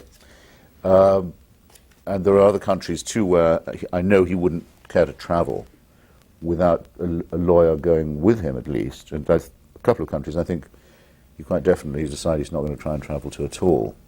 So it's not nothing, but I have a terrible feeling justice is not going to catch up to him, in the sense of seeing him in a dock. I don't know what impeachable offense you have in mind for President Bush. you didn't say. She also said that she's been trying to reach you for years. According to everything written and according to being on 33 call-in shows, you're quite accessible to people. And you do lectures. Why do you do that? I'm in the phone book as well. I'm in the phone book. In Washington, D.C. I must be the only Christopher Hitchens who is. And it's in Who's Who as well, my home address and my phone number. Well, I think if you spend as much time as I do inflicting yourself on the public, then you are obliged to be where they can get back to you if they want. Furthermore, very often people don't just want to give you an earful of their own opinions or their own criticism, but they want to tell you, look, there's this book that I've come across that you might like, or there's this story I read in a local paper that might have got missed, might have escaped your attention. Would you be interested? I get quite a lot of that too, as well as a few obscenities and the occasional threat and the odd crackpot. But on the whole, I enjoy my mailbag and my email bag and my voicemail bag too. Next call for Christopher Hitchens, Erie, Pennsylvania. Hi, good afternoon, gentlemen. I have a question. While I agree with Mr. Hitchens that certain religions have misused the interpretation of what God wants, and they kill and they behead, I'm wondering, doesn't he think that there are certain parts of all faiths that have good secular responsibilities to keep order in the society? For instance, marriage. For 4,000 years, marriage between a man and a woman committing to each other and then to their children has been the best social tradition to keep families and then societies healthy. And when we abandon that in the 60s in our country, we see that, we have 400,000 dead of HIV and many other STDs. We have youth growing up without fathers, and we know that 70% of the men in prison came from homes with no fathers. We have a lot of instability with secular, godless traditions. So I'm wondering if, in his estimation, which if he says, that all religions were man-designed, well, anything he comes up with, obviously, is designed by man also. So what would he do to keep a secular but incorporate things like not stealing and not murdering and marriage is good for society in whatever his new religion would be? Okay, good. I mean, except for, again, I'm sorry, I just have disagreed very slightly from your premise. I don't say these things are done in the name of religion, or that these atrocities that you admit do occur, or that they are a misuse of religion or anything. I say they're done by religion and because of it. I don't accept the excuse that they are misreadings of the texts. But you catch me out quite neatly when you say, if it's a criticism to say that religion is man-made, then what of any other man-made proposal? Well, all I say is we shouldn't delude ourselves, that we shouldn't pretend that we are not evolved mammals, that we should not. It's grandiose and delusional to say that there's a divine plan for us and that our sins can be forgiven us and so forth. But I also think it's immoral, because in such a case, what's the incentive to find out what virtue is or what the good would be if your responsibilities can be taken away from you and dumped onto a heavenly dictatorship? I think you'll find that almost all societies do evolve a form of marriage, and always have done, and always will. There have been bad times of fluctuation, but after all, the crisis in the American marriage seems to have come out of a period when religion had it all its own way in the United States. So you can't blame me for it. I mean, it seems that there are other forces at work. The golden rule, which a previous caller mentioned, in other words, that one should treat others as one hopes to be treated oneself, even though it's a bit of a tautology, is a reasonably good and unhysterical moral guide, and it's one that everyone can understand. My challenge, the way I've been putting it in my various debates around the country, is this. Think of a good action performed, or a right action performed, or a moral statement made by a religious person that could not have been performed by a non-religious person, a non-believer. I don't think you can come up with one, but I'll let it sink in. I haven't yet had an answer to that challenge. But if I ask everyone who's watching this or listening to it, Can they think of a wicked thing done, an evil thing done or said, because of religion, because of their faith by a person of faith? And nobody has to hesitate for a second. Everyone can think of it. I rest my case there. Raleigh, North Carolina. Hello, thank you very much. I'm looking forward to your presentation at the upcoming Atheist Convention in Crystal City, Virginia, at the end of September. My question is, do you think the growing atheist movement will eventually gather enough momentum to elect professed atheists on a national level, and are there any lessons we can learn from our European counterparts? Thank you very much. Well, by national level, I mean, I think that's already happened. I mean, the people like Professors Richard Dawkins or Daniel Dennett are, I would say, pretty much national figures now, at least among educated people, if that doesn't sound snobbish. Isn't meant to. Actually, I think one could say they're national figures even in the world of celebrity, if you have people who are well known. So that's a start. If you mean at the political level, yes, it's problematic, but I think the opinion polls that we get played back to us all the time are entirely false. I don't think people are telling the truth about the level of their own belief or the level of their own dislike for unbelief. I think all the evidence is that there's quite a change in the zeitgeist away from ostentatious religious belief at the moment. Part of that's to do with the collapsing scenery of the Bush administration. Hideous things like the religiously motivated interference in the private life of the Shivo family, for example, or the other sort of faith-based follies of some of the president's rhetoric, the irritating habit of saying, God bless America at the wrong moment. Small things like that. The terrific menace of jihadism that everyone understands. The abuse of American aid by Israeli settlers to try and bring on the Messiah on the West Bank, trying to bring on an apocalypse. A whole cluster of things, I think, that have made the atmosphere a lot more hospitable to those who are prepared to say, you know what, I don't think that God is taking an interest in our quarrels at all.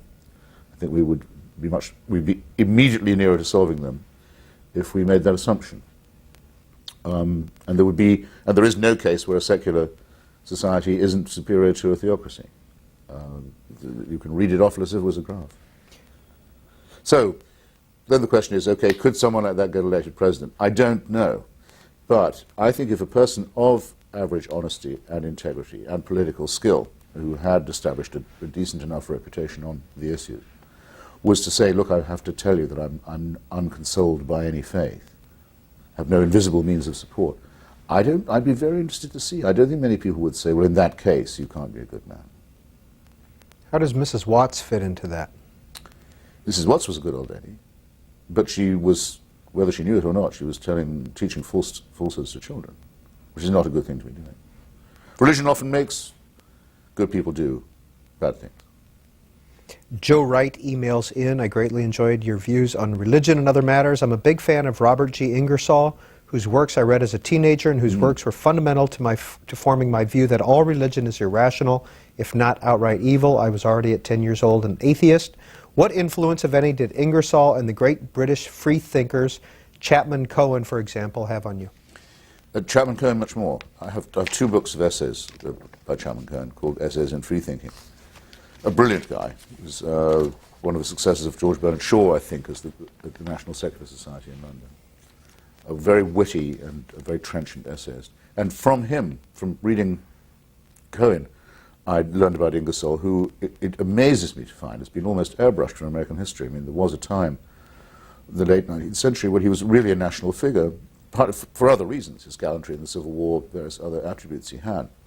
But he was a great teacher and proved that you could mobilize large crowds to challenge religious authority. And a wonderful essayist and writer, too. It would be good to have a revival. Some publisher should do themselves and us a favor and stage an Ingersoll revival.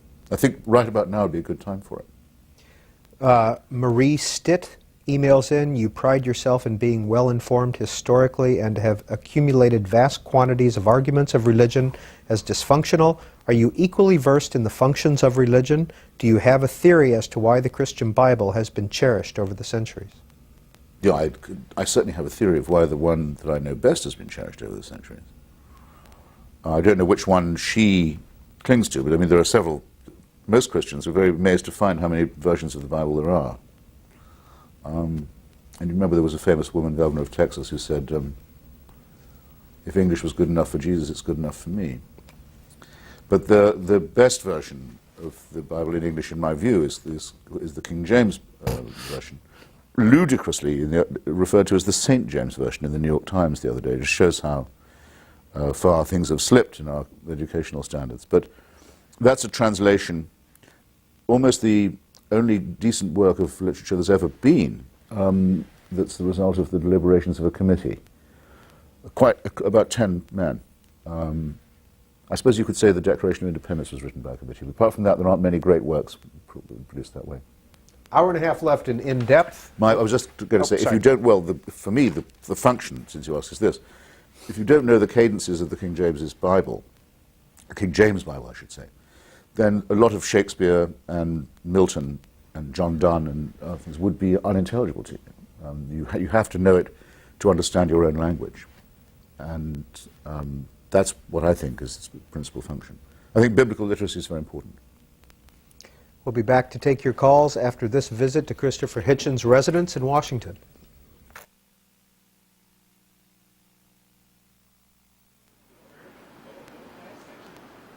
This building is almost exactly 100 years old. It's 101 years old now. A very fine old building called the Wyoming, from the great days of the fin de siècle gentleman's apartment building in Washington. And this apartment, which wraps around the whole of the top floor, was originally built with this wonderful flooring that you can see, this wooden floor, which means it's almost like an ice rink. That's why I don't have any furniture, because I like sort of just rolling around it. By the architect of the building himself, for his own occupation. And I think that the great distinction of this apartment while I've been in it was that it was used by Clint Eastwood to film Absolute Power.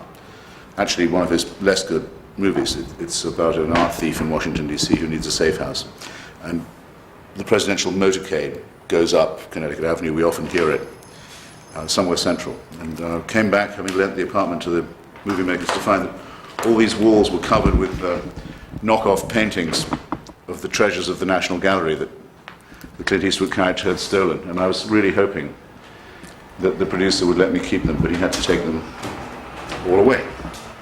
My hood could be described, and maybe a realtor would want to describe it as Kalorama, because it sounds pricier, but actually I think Kalorama is the other side of Connecticut Avenue. It's what we call Embassy Row. Diplomatic buildings, residences, woods, gardens, very beautiful, pretty costly.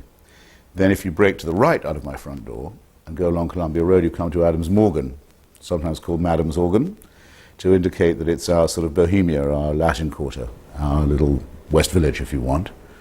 So, diplomacy on one side, Guatemalan music, Ethiopian restaurants, etc. on the other side, and then down Connecticut Avenue, straight to DuPont Circle, bookstores, cafes, restaurants, perhaps 3 Starbucks. So what you're seeing behind me is a sort of confluence of Washington, D.C., our nation's great capital. That's Connecticut Avenue, this north-south artery that runs, in effect, from the White House up to Maryland, crosses Massachusetts Avenue a bit lower down at DuPont Circle. That's the sort of radial axis of the city, you might say. Due west there is California Street, and this is Columbia Road curving round to our Adams Morgan district.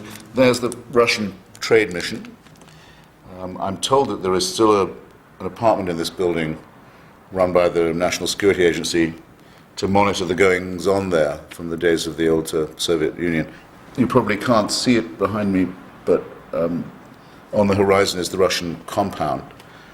And those domes you see in the woods are the Naval Observatory buildings, on the grounds of which, of course, lives the Vice President. And then you see the British Embassy just in front of that, which is the extreme west end of Massachusetts Avenue, Embassy Row. So it's a good reminder of the small size and centrality of District of Columbia. And then there in the middle, on his horse, is General McClellan, President Lincoln's worst general, the man from whom he at one point asked to borrow the army, since the general appeared to have no use for it, and probably was a defeatist. He certainly ran against Lincoln later as a pro-slavery Democrat, and may have had secret sympathies with the other side. It makes me laugh anyway, because on his horse, he's still pointing south, in the wrong direction. The Confederates would have been that way. He's riding away from them. A little reminder of our history. A typical writing day for me depends on how atypical the previous day was, in that I tend to work late at night, and if it's been successful, I may not have gone to bed till 3. So the next writing day will probably not start till, say, noon or so on. But if you absolutely had to average a day, it would be like this. Get up, try and inhale some coffee, forcing myself to eat oatmeal for cholesterol purposes or anti-cholesterol purposes, blah, blah. Before lunchtime, I wouldn't get much done except answering emails and fending off whatever had accumulated. The world of telegrams and anger, as Ian Forster puts it, just coping with that, and then having lunch, which I usually do reading by myself, because I think the essential thing for being a writer is being a good reader. The main thing, as I keep saying, never tire of saying, is to keep testing yourself against other writers who are better than you. That's what qualifies one as a writer, I think, is permanently running the risk of having to say, I don't know why I bother. I think there are certain authors of whom one should have, all their books, even if you can go and borrow them from the library. So I know I have in this apartment every single word George Orwell ever wrote, for example, including his expenses reports to the BBC, the lot. Everything that's ever been published by him, anyway. Most of Marcel Proust, most of James Joyce, not all of P.G. Wodehouse, because actually I have to say that there are some books of his that aren't that worth keeping. It seems almost blasphemous to say that, but I do. But the cream of Wodehouse, Evelyn Waugh, Karl Marx, Leon Trotsky, Nabokov. It's a bit eclectic, as you see. Salman Rushdie, Martin and Kingsley Amis, Ian McEwan. I have pretty much all of what they've written. I like to think that I have a life rather than a job or than a career. And it's all to do with reading and writing, the only two things I was ever any good at, and public speaking, which I can also do. And that's how I make my living, but it's also what I am, who I am, what I love, and fortunate at that, because there's nothing else I can do. It's not as if I could have been a lawyer or a doctor, and I chose this, it chose me.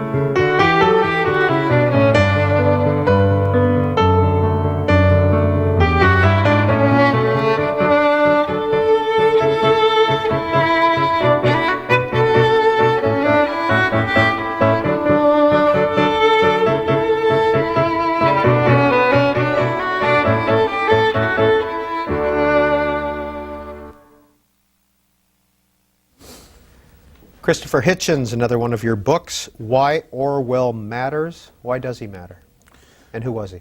George Orwell was an Englishman born in 1903. The book came out for what would have been his centennial. He actually only made it just into the second half of the 20th century. He died in January 1950, just after completing what was probably his best-known book, 1984. what else was he? He was born into the sort of upper middle class, but not with any money or capital. His father had been in the opium business between British India and British China. He was, in a sense, an imperial drug dealer. Orwell briefly worked for the empire as a policeman in Burma before deciding that he found imperialism disgraceful. And from then on identified basically with the victims of the British system. Became for a while a tramp, an odd job, low-wage menial worker, excuse me. When fascism came, he went to Spain and volunteered to fight in defense of the Spanish Republic.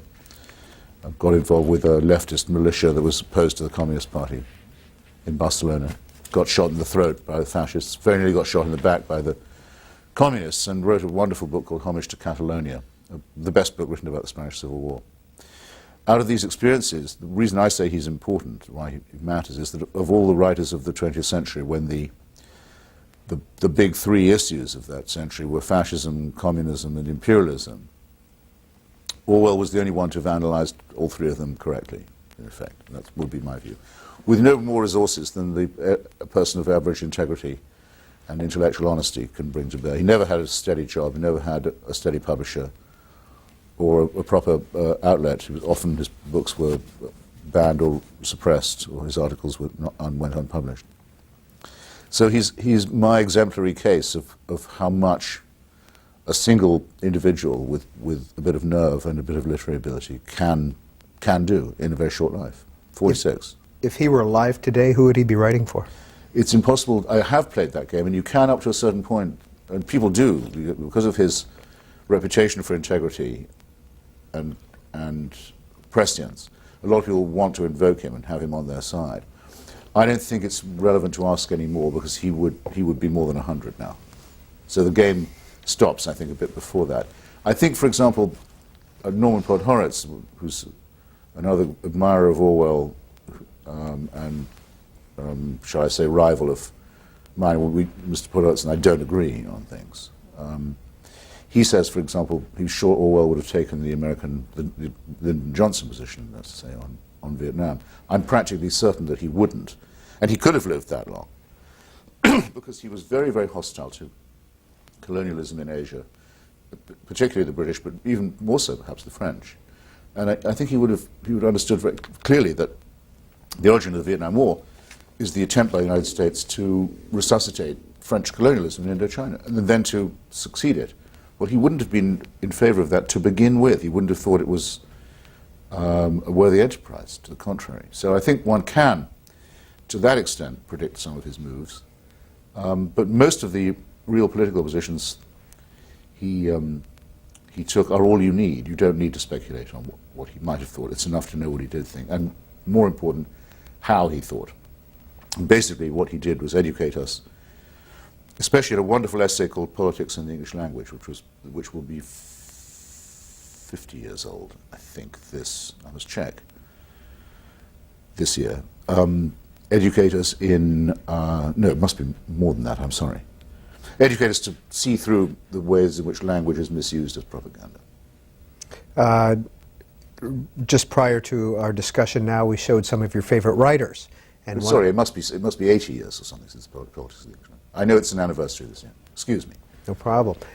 We showed some of your favorite writers. P.G. Wodehouse, English novelist, is listed there. Emailer, will you please tell the C-SPAN audience why Wodehouse matters? Yes. Well, there are in literature, there are a couple of, everyone knows, double acts, imperishable characters, Sancho Panza and Don Quixote. Sherlock Holmes and Dr. Watson. For my money, though, Bertie Wooster and his manservant Jeeves is really the locus classicus here. The dialogue between those two men and the adventures that they undergo together, I just think is a class by itself.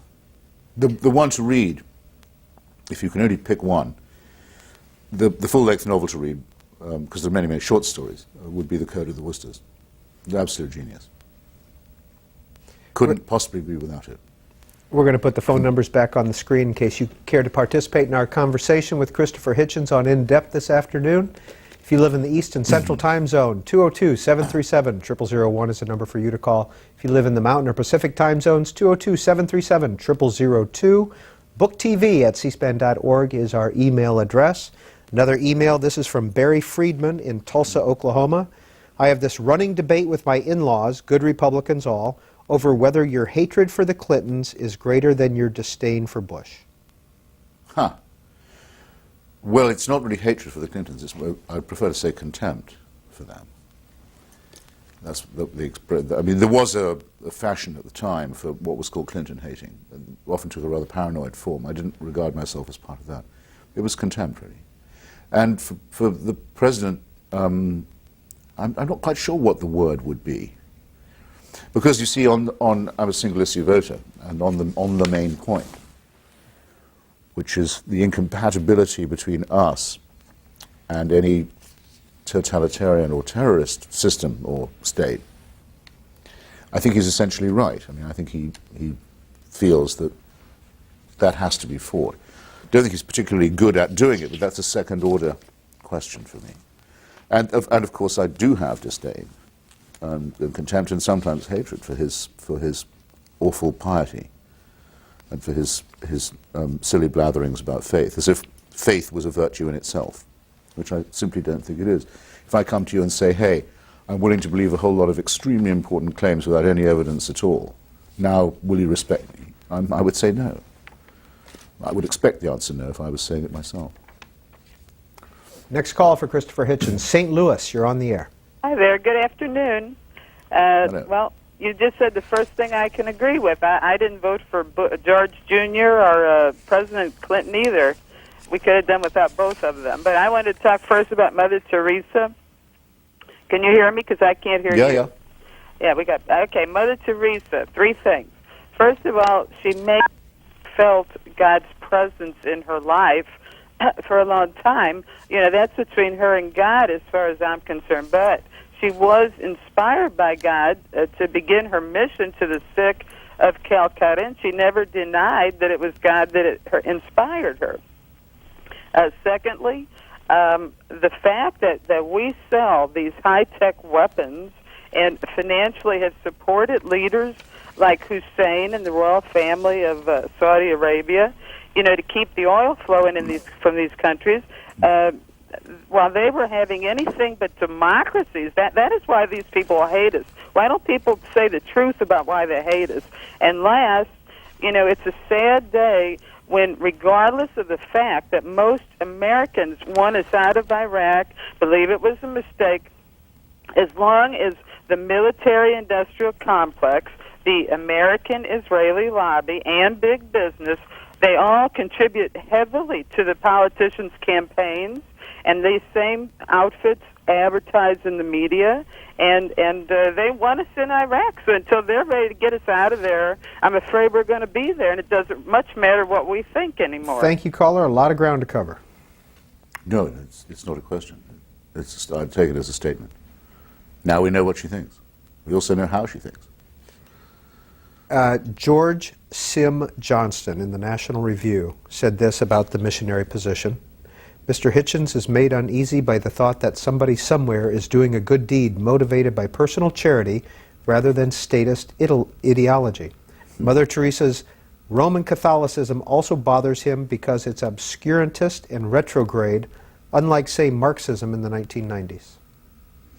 Well, you see, he's got me wrong twice, because I don't say that she was doing a good deed for the wrong reasons. I don't think her work in Calcutta was good. She raised an enormous amount of money around the world from people like he, who naively thought that the money was going to give breakfast to starving children or medicine to people in need. And she used all the money to build up, this on her own confession, on her own admission, convents in her own name. That's where most of the money went. She had a hospice for the dying where a few nuns not trained in medicine of any kind were found occasionally with the odd syringe, which they were washing in cold water. It was a place purely for death, a house of death, and based on a cult of death too. As I've told you before, she preached poverty was a good thing. She did her best to make sure there was a lot of it by arguing that women shouldn't be allowed to have contraception, shouldn't be allowed to be divorced from abusive husbands. She preached the most fanatical form of Catholicism, a much more dogmatic one than the Church itself professes. And as I've just said, or said in reply to an earlier question, this fanaticism seems to have been an attempt to overcompensate for the fact that she couldn't, in private, believe any of the central postulates of the religion. So really, it's a pretty shabby career, and it's not my problem, of course. But if I were a religious person, I wouldn't choose her as the exemplary figure of my faith, because it's too easy, and anyone who can read my book can find out how easy it is to show that none of the things popularly believed about her are true, whereas a lot of very unpleasant facts that have never been denied, her taking of money, for example, from the Duvalier family dictatorship in Haiti, where I think everyone would agree the poor of the world had one of the worst deals they've ever had, stolen money in effect, her shabby dealings with Charles Keating of the Lincoln Savings and Loan, her refusal to return stolen money from him, even when the courts in America asked for it back, or again on behalf of the poor from whom it had been robbed. All of this is all true and can be proved. The people who say she did all this because she felt she had a light from Jesus and so on are saying what they cannot prove, and is very probably in any case not true. What do you think that reviewer meant about Marxism? Why do you think he brought that? I think that's a dig at your humble servant. Why? I think it's intended as a dig at your humble servant, I mean to say. Well, of course, if you have a background as a Marxist, as I do, if you attack someone else's ideology as outmoded or primitive, then you are living in some extent a glass house. Email, Steve Finnefrock, Hollywood Conservative Forum. Look, as I might, it's yet to be found that you've explicitly renounced your once famous adoration for communism and its adherents. Your recent excellence in explicating the Iraqi war is commendable, but we still await an explicit renunciation of communism, including the beloved Uncle Ho Chi Minh, the Viet Minh et al. Ad nauseum. Well, you have to keep on waiting, won't you? I'm not going to denounce the Viet Minh. Viet Minh should have become the government of Vietnam in 1945. It would have saved everyone a great deal of trouble if they had. Wouldn't have been beautiful. We know what the model of communism was that they probably had in mind, and the gentleman just hasn't read enough of my stuff to know what I think about that. But it was nonetheless it was the natural outcome for the struggle of the Vietnamese to expel the Japanese and unify their country. Wouldn't have been done by any other group.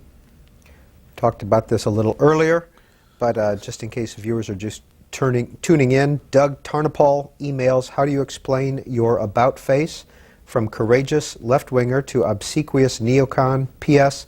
In case you reach for the Orwell mantle in your answer, I've read Orwell, I've appreciated George Orwell, and you, sir, are no George Orwell. Well, then he would know that every time the mantle questions come up, that I've said, don't be stupid. I mean, listen, George, well, for one thing, I'm more than 10 years older than Orwell was when he died. And I've made a pretty good living out of journalism. Orwell was always broke, but never sold out on the point. Orwell was a volunteer soldier in Spain, took a bullet in the throat. I haven't been as courageous as that. I've never had to sacrifice much to censorship or poverty or oppression. And I don't write as well either. And I can't write novels at all. So the mantle thing is simply a sneer, as actually, come to think it was the rest of the question. You said that you've made a good living as a writer. Are you wealthy? No, I'm not, but I get paid more than I need to pay the bills. It took a long time to get stopping living from check to check. But I didn't mind that either, because I'm doing the only thing I know how to do. So it isn't as if I could have done something else for a living. There's nothing else I'm fit to do. Besides your books, you also write for Vanity. But I mean, my current book is on the bestseller list, so I'll see some money from that. Besides your books, you write for Vanity Fair? Yeah. On a contractual basis? Anyone else? I contributed an essay on books to the Atlantic Monthly. Not absolutely every month. I think about 10 months a year. Fairly regularly, anyway. That's a lovely job. What's your relationship with Graydon Carter? Well, Graydon and I were friends before he became editor of Vanity Fair. And I used to write for him a little when he was at the New York Observer. And we've been very tight for a long time. We have quite similar tastes in literature, not in politics. I mean, again, P.G. Wodehouse, even war, things like that. We always have some chat about that whenever we meet. He's got a better dress sense than I have. He's always trying to get me to put on a tie and generally smarten myself up. And he very nicely, he asked me to come and write for him the first day I think he was appointed. So I've been doing it now since, gosh, 92. It's going to be 15 years quite soon, now I think about it. What's your relationship with The Nation currently? I simply don't have one. I still have some friends there, but I mean, after doing a column for almost, excuse me, almost exactly 20 years, called Minority Report, I got to the stage where I'd gone well beyond diminishing returns. I just was essentially through with the mentality that makes the United States the author of its own troubles in the matter of the war with jihadism. I have no patience with that mentality of any kind anymore. Is Katrina vanden Heuvel a friend of yours? Yes, as long as she says so. There's no reason why we shouldn't consider ourselves friends. I haven't seen her for a bit. This is from your The Nation column in October 8th, 2001. The bombers of Manhattan represent fascism with an Islamic face, and there's no point in any euphemism about it. What they abominate about the West, to put it in a phrase, is not what Western liberals don't like and can't defend about their own system, but what they do like about it and must defend. It's emancipated women, it's scientific inquiry, it's separation of religion from the state. Loose talk about chickens coming home to roost is the moral equivalent of the hateful garbage emitted by Falwell and Robertson, and exhibits about the same intellectual content. Yes, that was the week when the ridiculous, now departed Jerry Falwell, and the even more repellent Pat Robertson, two complete rogues who just prove what you can get away with in this country if you can get yourself called reverend, had gone on the air while the cell phones were still bleeping under the rubble, and you could still smell the stench of it all in downtown New York, to smugly say, well, that's what you get for allowing abortion and gay rights in the United States. I couldn't believe that didn't put them straight out of business. But that was the first response from the Christian right, and I don't think it should be forgotten. As if to emulate that, in the same week, people like Howard Zinn and Norman Finkelstein and Noam Chomsky and many other people who actually really do think no better were saying roughly the same sort of thing. And Michael Moore, people like that, Oliver Stone. I mean, I've debated almost all of these people now, not Chomsky, not in person, only in email, saying, well, yes, it's because of our imperial conquests and so forth. As if bin Ladenism was some kind of liberation theology. It's just piffle, all this. I'm not having anything to do with it. Did you lose friends after 9/11? Yes, I guess I must have done. Not well, to the extent that one lost them, I'm not sure that they were friends, if you see what I mean. But there were people who wrote and said unkind things about your humble servant, that sort of thing, which seemed to suggest they wouldn't want to see me again if they meant what they'd said. Well, in that case, fine. Do you have a relationship anymore with Sidney Blumenthal at all? No, that's not somehow possible. Why not? Well, we had a very different opinion of what his president, Mr. Clinton, was up to, both as a politician and as a man, especially a man in relation to certain females who I thought were telling the truth and who Sidney thought were not. And Sidney, who has many, many talents, seemed to me to have been hired by the president to prostitute those talents, to essentially to defame and discredit those women. And I just found it too repulsive to put up with anymore, and I took it to the length, which a lot of people thought was too much, of testifying and contradicting Sidney directly when he said that the White House had not tried to smear Monica Lewinsky as a stalker. Yeah, I knew absolutely for sure at first hand that wasn't true, that they had tried to smear her as a stalker. I think now no one denies it, but because of the circumstances of the impeachment trial where I said I would if called to testify to that, it meant that Sidney and I had something of a breach. How did that incident change your life or your relationships in Washington? Well, in two ways. One, I think that even if one is, or can be argued to be, in the right or trying to tell the truth, or indeed telling it, a lot of people I can quite see will often think, well, someone is still acting in some ways as an informer. That's the unpleasant insinuation. And on the left, this is a very, very strong tradition. It's sort of almost like a law of omerta.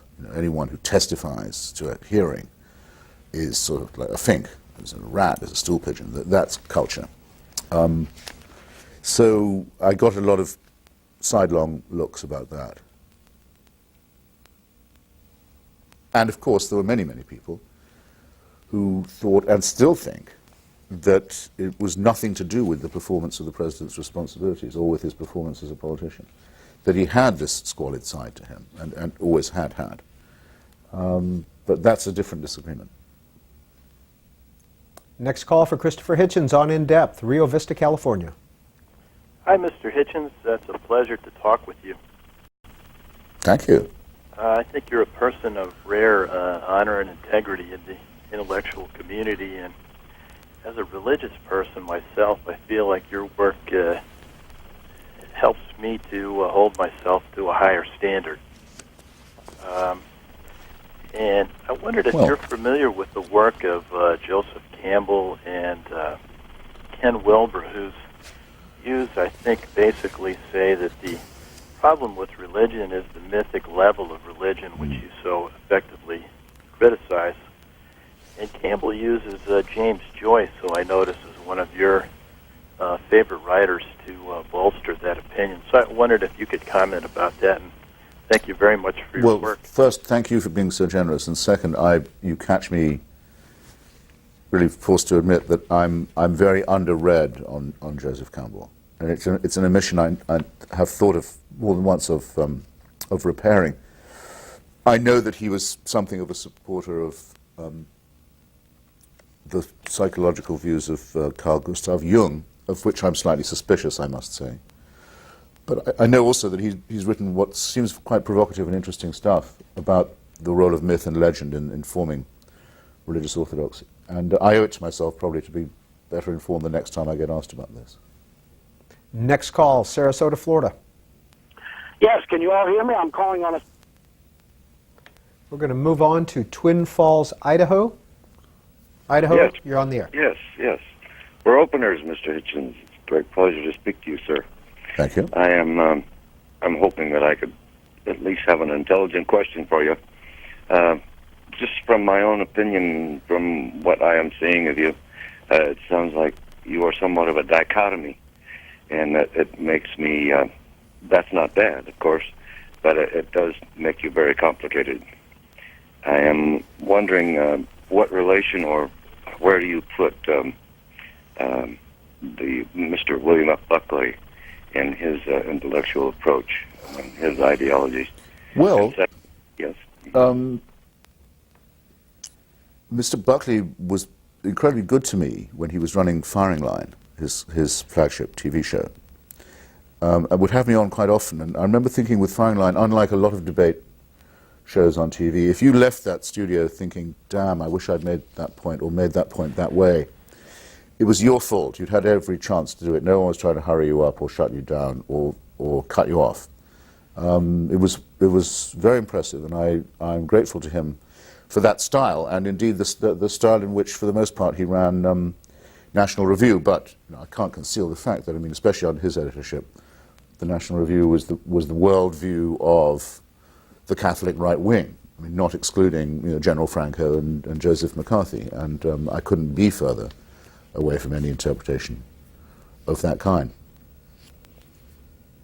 I don't much go for spy thriller novels either, but one or two of his Blackford Oaks books amused me too. Sorry, just wanted to add that. Winston-Salem, North Carolina. Yes, Mr. Hitchens, I'd like to ask you what you think of, well, in this country, I guess in particular, but you're experienced all throughout the world in religious fundamentalism, fanaticism, or whatever, but what do you think is the level of hypocrisy between those who espouse religion and fundamentalism or whatever, and what you think they really do believe as such and feel it within their spirit? And I just wondered if you could comment on that in this country and perhaps throughout the world even.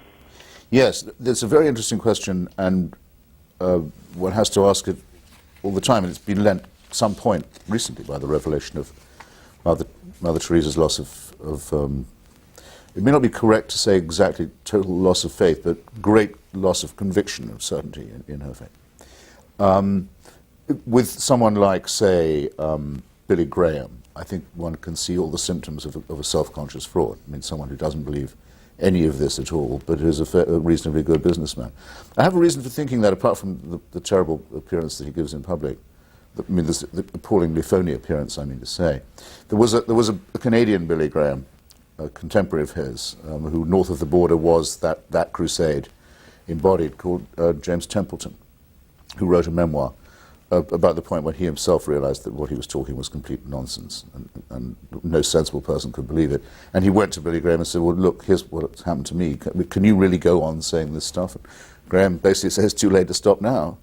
And lots of people expect it of me, and we're in business. And that's what I think is the case with a surprisingly large amount of it. But I'm not, I don't want to sound vulgar about it. I mean, I know a lot of people to whom religion means everything or a very great deal, and who don't try to profit from it and don't stand to profit from it either. So I don't reduce everything to a racket, but I think that racketeering is and always has been an important part of religion. Some religions simply are rackets. Scientology, for example, or Mormonism. It's nothing more than the record of a successful con job.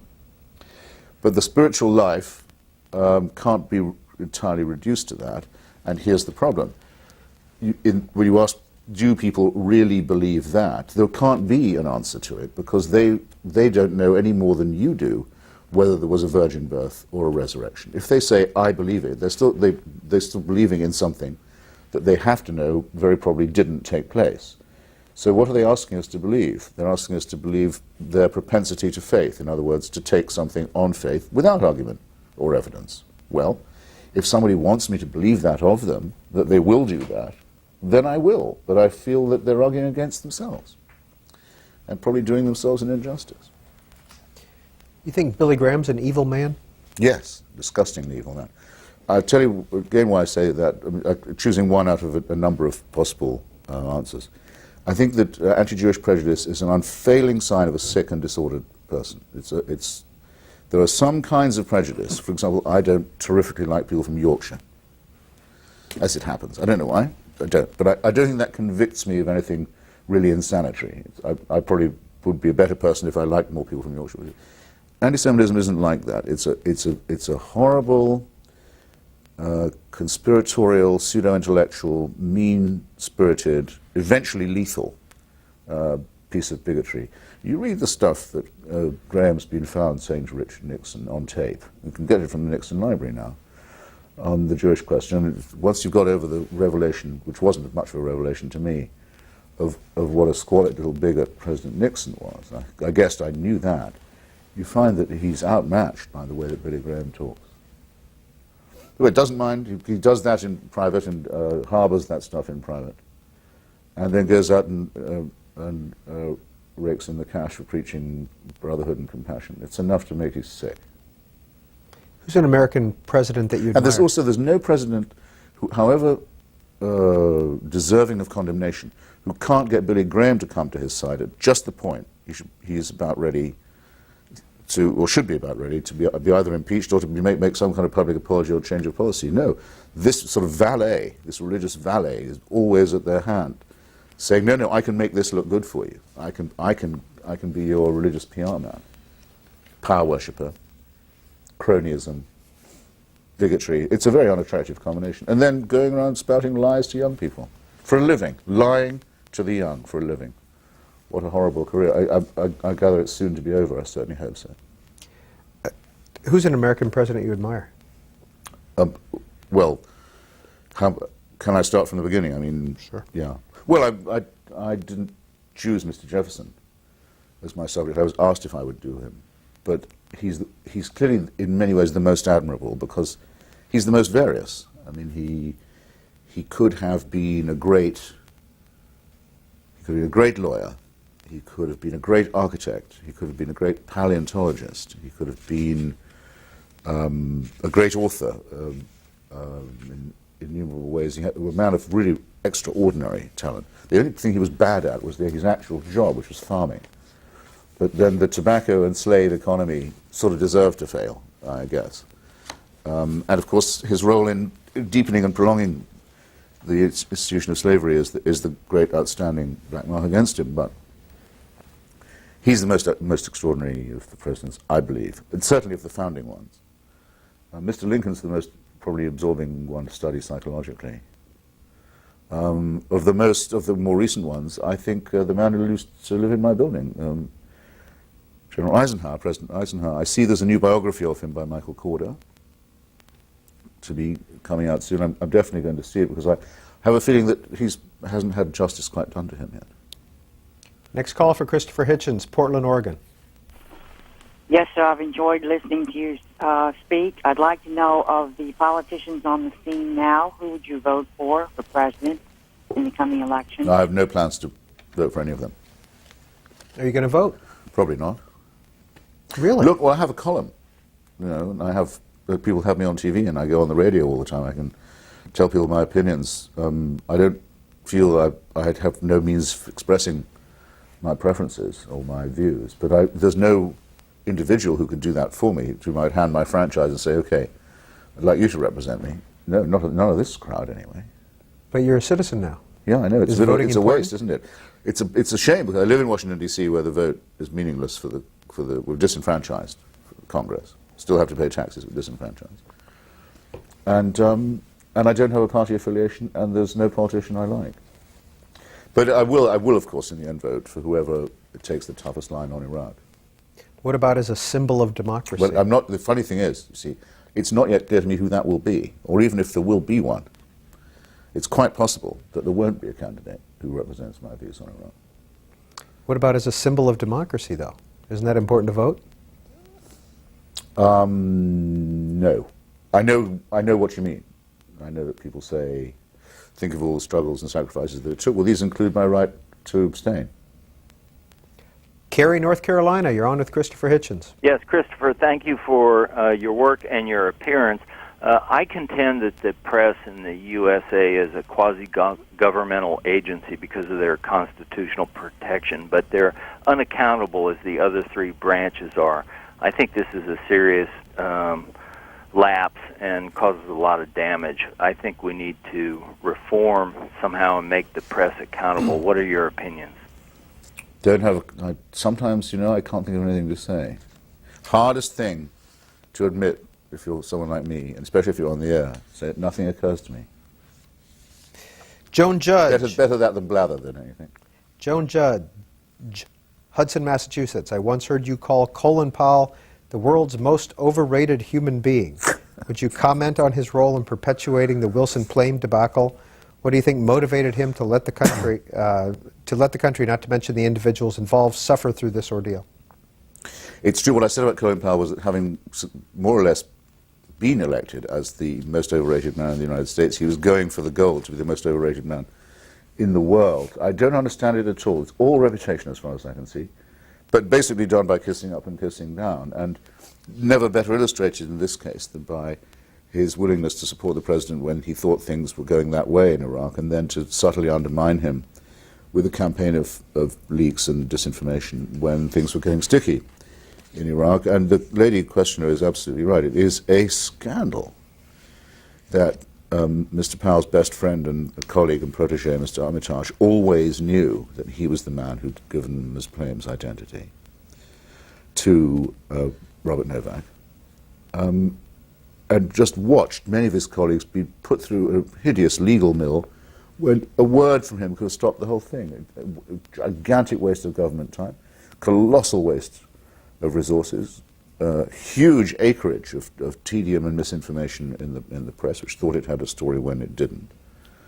and quite an unforgivable performance by the State Department and really everyone in it, and the fish rotting right from the head in this case. Trent Whitney, Pittsburgh, Pennsylvania. You have at times defined yourself as a Trotskyite, but I've never heard you speak to what that political philosophy means. Well, you should say Trotskyist, by the way. It's a point of etiquette.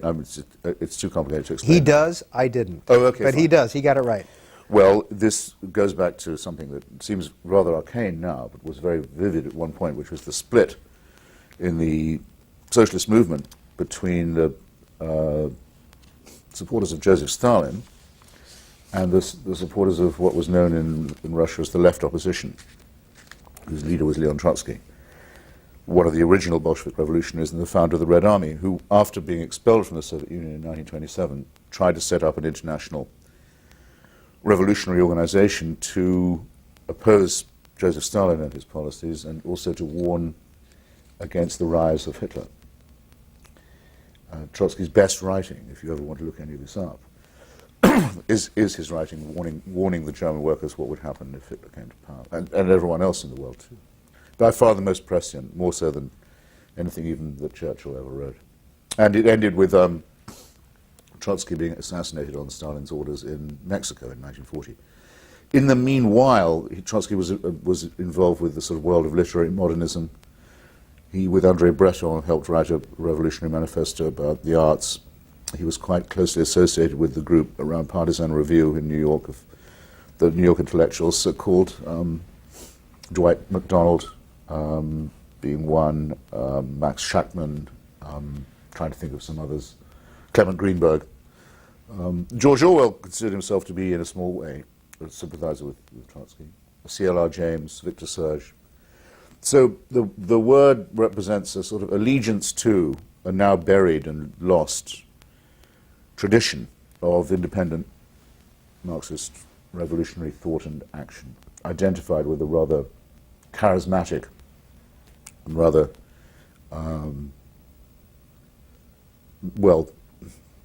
flawed heroic figure.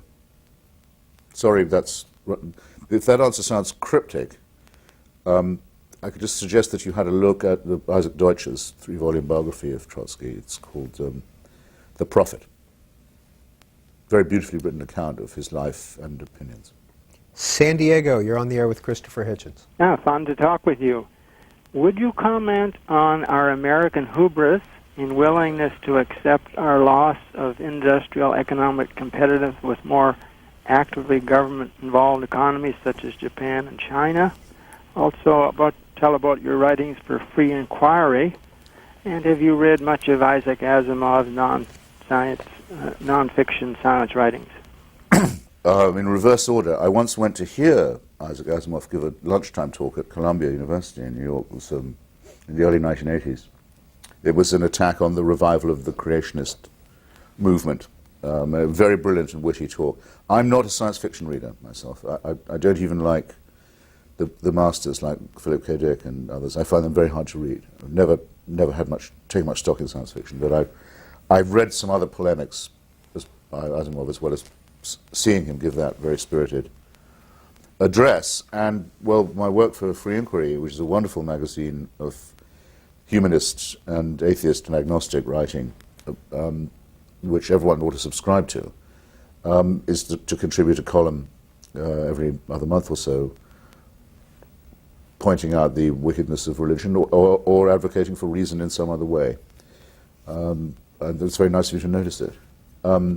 Well, there must be a reason, to your third point, why no one ever asks me what our policy of industrial relations with China and Japan ought to be. And maybe it's because I don't get asked that the economy is in such bad shape, but I doubt it.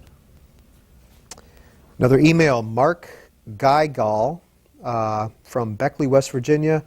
Thank you for your commentaries in the Atlantic. Thank you for protecting Salman Rushdie. Congratulations on being an American citizen. That all said, while Brits are generally welcomed as well-educated, insightful, and smart in America, why do Brits at home often favor the depiction of Americans as little more than dumb, violent, and fat? Is it just in the British nature to be cynical and snarky about everybody? There certainly is an element of that in the British character, yes, but and there is another thing, which is that the United States overhauled and outstripped the United Kingdom as a world and power and cultural and economic center to what seems to most people quite a long time ago, but is in the British mind very, very fresh, and among many, many people not forgiven. So there's the British compensation for this loss of power is to regard, rather as the Greeks reacted to being overhauled and overtaken and eventually dominated by the Roman Empire, to take the revenge of thinking of their superiors as culturally inferior. That's why the great Polish poet Milosz once referred to irony as the glory of slaves. That kind of sarcasm or bitterness is the revenge of those who've been who've come off second. Bodcaw, Arkansas. Thank you. It's so nice to have an opportunity to ask Mr. Hitchens a question. Sir, as a parent, lifelong atheist and a rather successful one, what kind of advice could you give a fellow atheist living in the Bible Belt of the United States on how to survive, how to be successful with the subtle bigotries and discrimination that the religious people have toward us atheists? Thank you. Well, just don't let them push you around. This is America. And also, I would suggest maybe find a way of contacting the very large number of other people there are in Arkansas who think the same way as you do. The beginning of wisdom in this is to realize that it's happened to me a lot of times on my book tour. In Arkansas, in fact, in one case at the book festival there. People come in their hundreds to hear an atheist speaker, and almost all of them have come because they're afraid that if they don't, I'll be the only one there. They just feel they had to sort of show sympathy. They're amazed to find how many other people want to do the same thing. Try that. That'll be interesting. And it'll also put a crease of alarm in the pinched and scrawny faces of the pious. David Seidman, West Hollywood, California. As an immigrant to the U.S., what do you think about the controversy over immigration to the U.S., the current immigration debate? Well, not to be too sententious about it, but I did go through a quite long, actually often quite boring and arduous process of doing it legally. And I think I'm probably not the only legal immigrant who doesn't want to see people skip that. So there is that.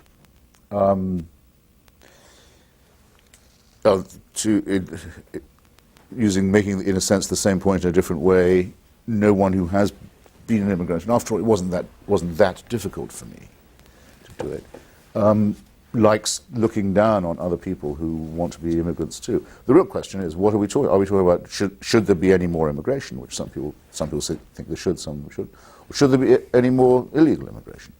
Those are two very radically different questions. Palm Desert, California. You're on In Depth with Christopher Hitchens. Good afternoon, Mr. Hitchens. The idea that we were made by a God seems to me harmless enough in and of itself. The problem I see is with all the baggage that commonly rides on the back of that belief.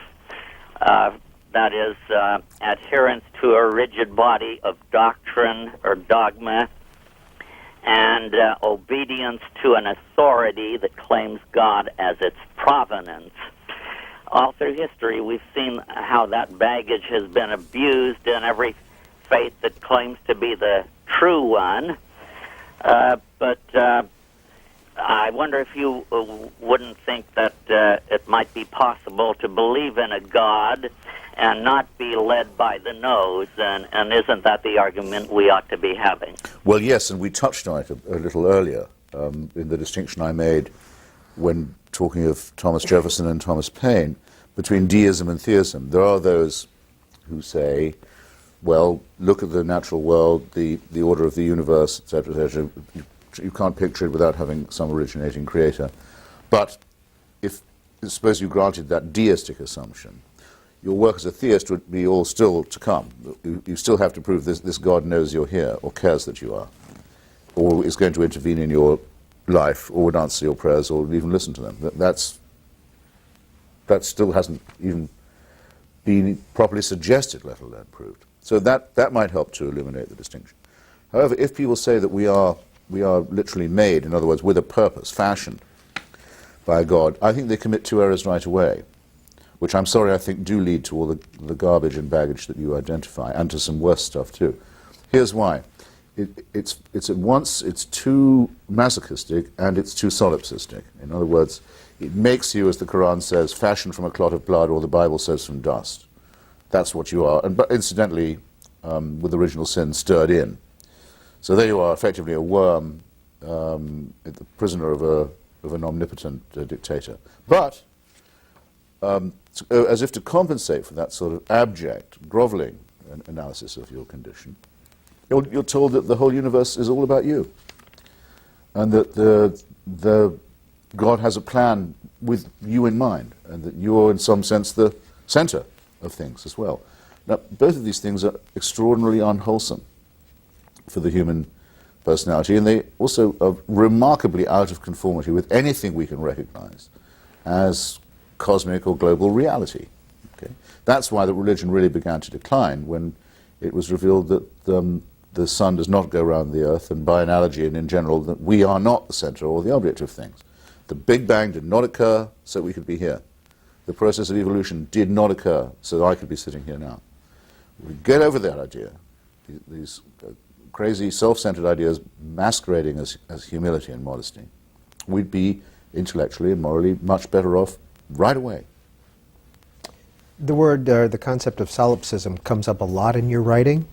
What does it mean, and why do you use it? It means the belief that no one is important except you. So I have to use it a lot because it's a very commonly encountered belief. And very often, of course, the people who have it don't realize they've got it. So it's your agreeable job to point it out to them. That's what they're suffering from. Next call for Christopher Hitchens, who was born in Portsmouth, England in 1949, Buffalo, New York. Yes, I have two statements, and I think the reason you have trouble with your belief system, Christopher, is because you didn't get a chance to form one as when you were young. You got sent to a boarding school, apparently, and so you didn't really have a belief system. I remember being 8, and I wondered how a lady could have a baby. It was a movie, and without a doctor. And I thought the people in the movie were lying to me because it couldn't happen. There was no doctor there. I had no understanding of it, so therefore it seemed a lie.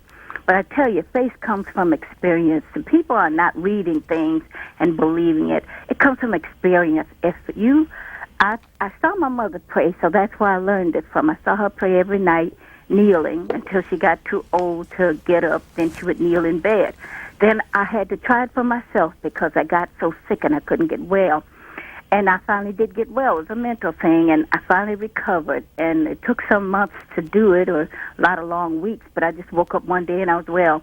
But my real shown-up belief in God came when I had an instantaneous healing. I was at home alone, sick again, and I just prayed and asked God to come sit beside me and help me, and it was to Jesus.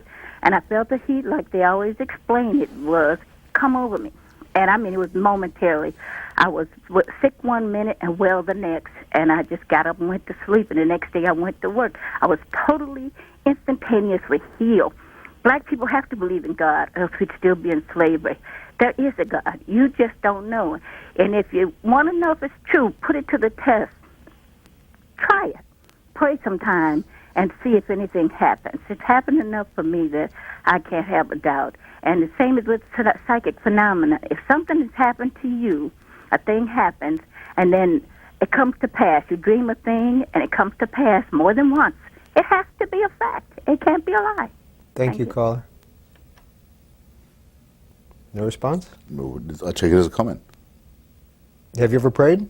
No. What do you say to... I'm sorry, I shouldn't have said that. Mm-hmm. I mean, one was forced to pray several times a day, but some of the things you had to say aloud. The Nicene Creed, for example, or sometimes the Apostles' Creed, and the Lord's Prayer, and so forth. So yeah, I've intoned that, yes. And then I discovered that they can make you come to church, but they can't actually make you pray. You don't have to do that. And I stopped. I stopped singing the hymns, and I wouldn't kneel or bend forward when it was prayer time. And there was nothing they could do about that. because the law only says you have to go. It doesn't say you've got to believe. In the New Yorker profile... But I would feel ashamed of myself if I did pray, because that is what solipsism, I'm afraid that's what the lady was suffering from there too, for all her obvious sweet and genuine character. She thinks the world is all about her, and that Jesus is listening in case she has anything to say. It sounds so modest, doesn't it? So humble. It's an incredibly arrogant claim, as well as an absolutely ludicrous one. If people got well by praying, ma'am, I suppose I have to say this to you, we wouldn't be in the case that we are, with so many people desperately sick. Why do you think... Beyond the reach even of the skilled medicine, which is the only hope of a cure. It is not that. That is not how people get better. Why do you think then that over 1 billion people on this earth think there's some kind of a higher power? I don't know that they do, but I think that the reason would be, let's grant that they really do believe this, and give them credit for sincerity in the belief. My analysis in my book is this: we are pattern-seeking animals. It's a good thing about us that we look for patterns, we look for recurrences and consistencies and so forth. And it's a weakness as well as a strength, because for example, we prefer a conspiracy theory to no theory at all, but we do look for patterns, and it's quite difficult for us to imagine that we don't know the cause of things, or the first cause. We'd like to think we could find that out. And we also have, it's very easy to persuade us that things are all about us, and that we're the object of all this. So if people say, well,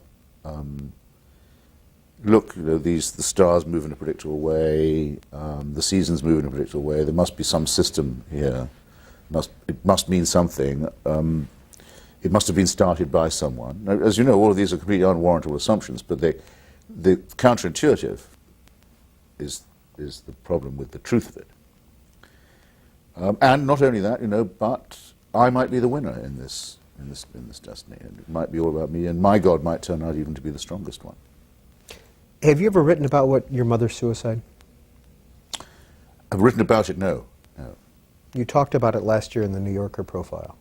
Yeah, if people ask me, I don't go all... what happened to I don't clam up if I prefer not to be asked, but if people would care to ask, I'm quite happy to satisfy their curiosity. What happened to her? She, very sad to say,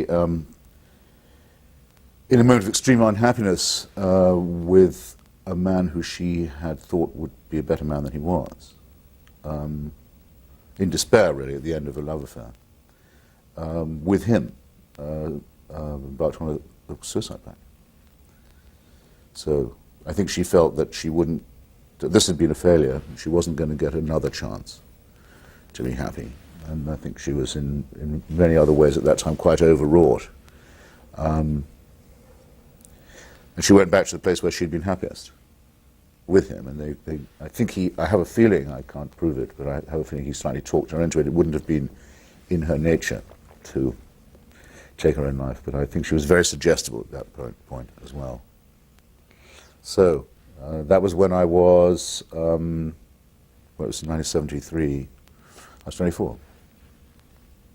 Is your father still alive? No, my father died in 1988. He outlived her by some time, though he was a good deal older than her. She made it to be about 51, too, and he was 79 when he died. Las Vegas, you're on the air with Christopher Hitchens. Hi, Peter, and hi, Christopher. Hi.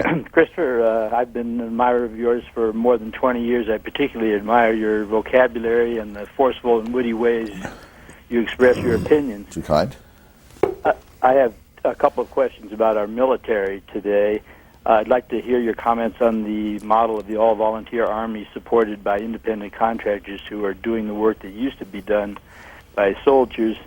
And also I'd like your remarks on the performance of our military in Iraq. It seems to me that there have been a number of shortcomings, not the least of which is, it seems to me, the high rate of atrocities per capita as compared with previous wars. So thanks again, and I look forward to your comments. Bye-bye.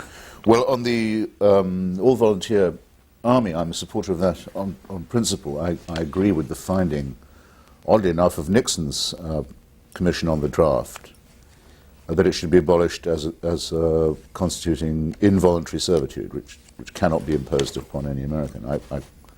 I'm quite certain that I agree with that. I'm not usually resorted to as much of an expert on military matters, but I have been in Iraq several times, and I have sometimes gone around with the U.S. Armed Forces, and I think their conduct there is essentially beyond praise. I used a phrase once which got picked up a bit and played back to me. I said, these are the people in Iraq who are the militia for those who don't have a militia. They're holding the ring and protecting what there is of civil and secular society, and the areas where there is peace and coexistence, from the unbelievably destructive and horrific pornographic effects of the parties of God.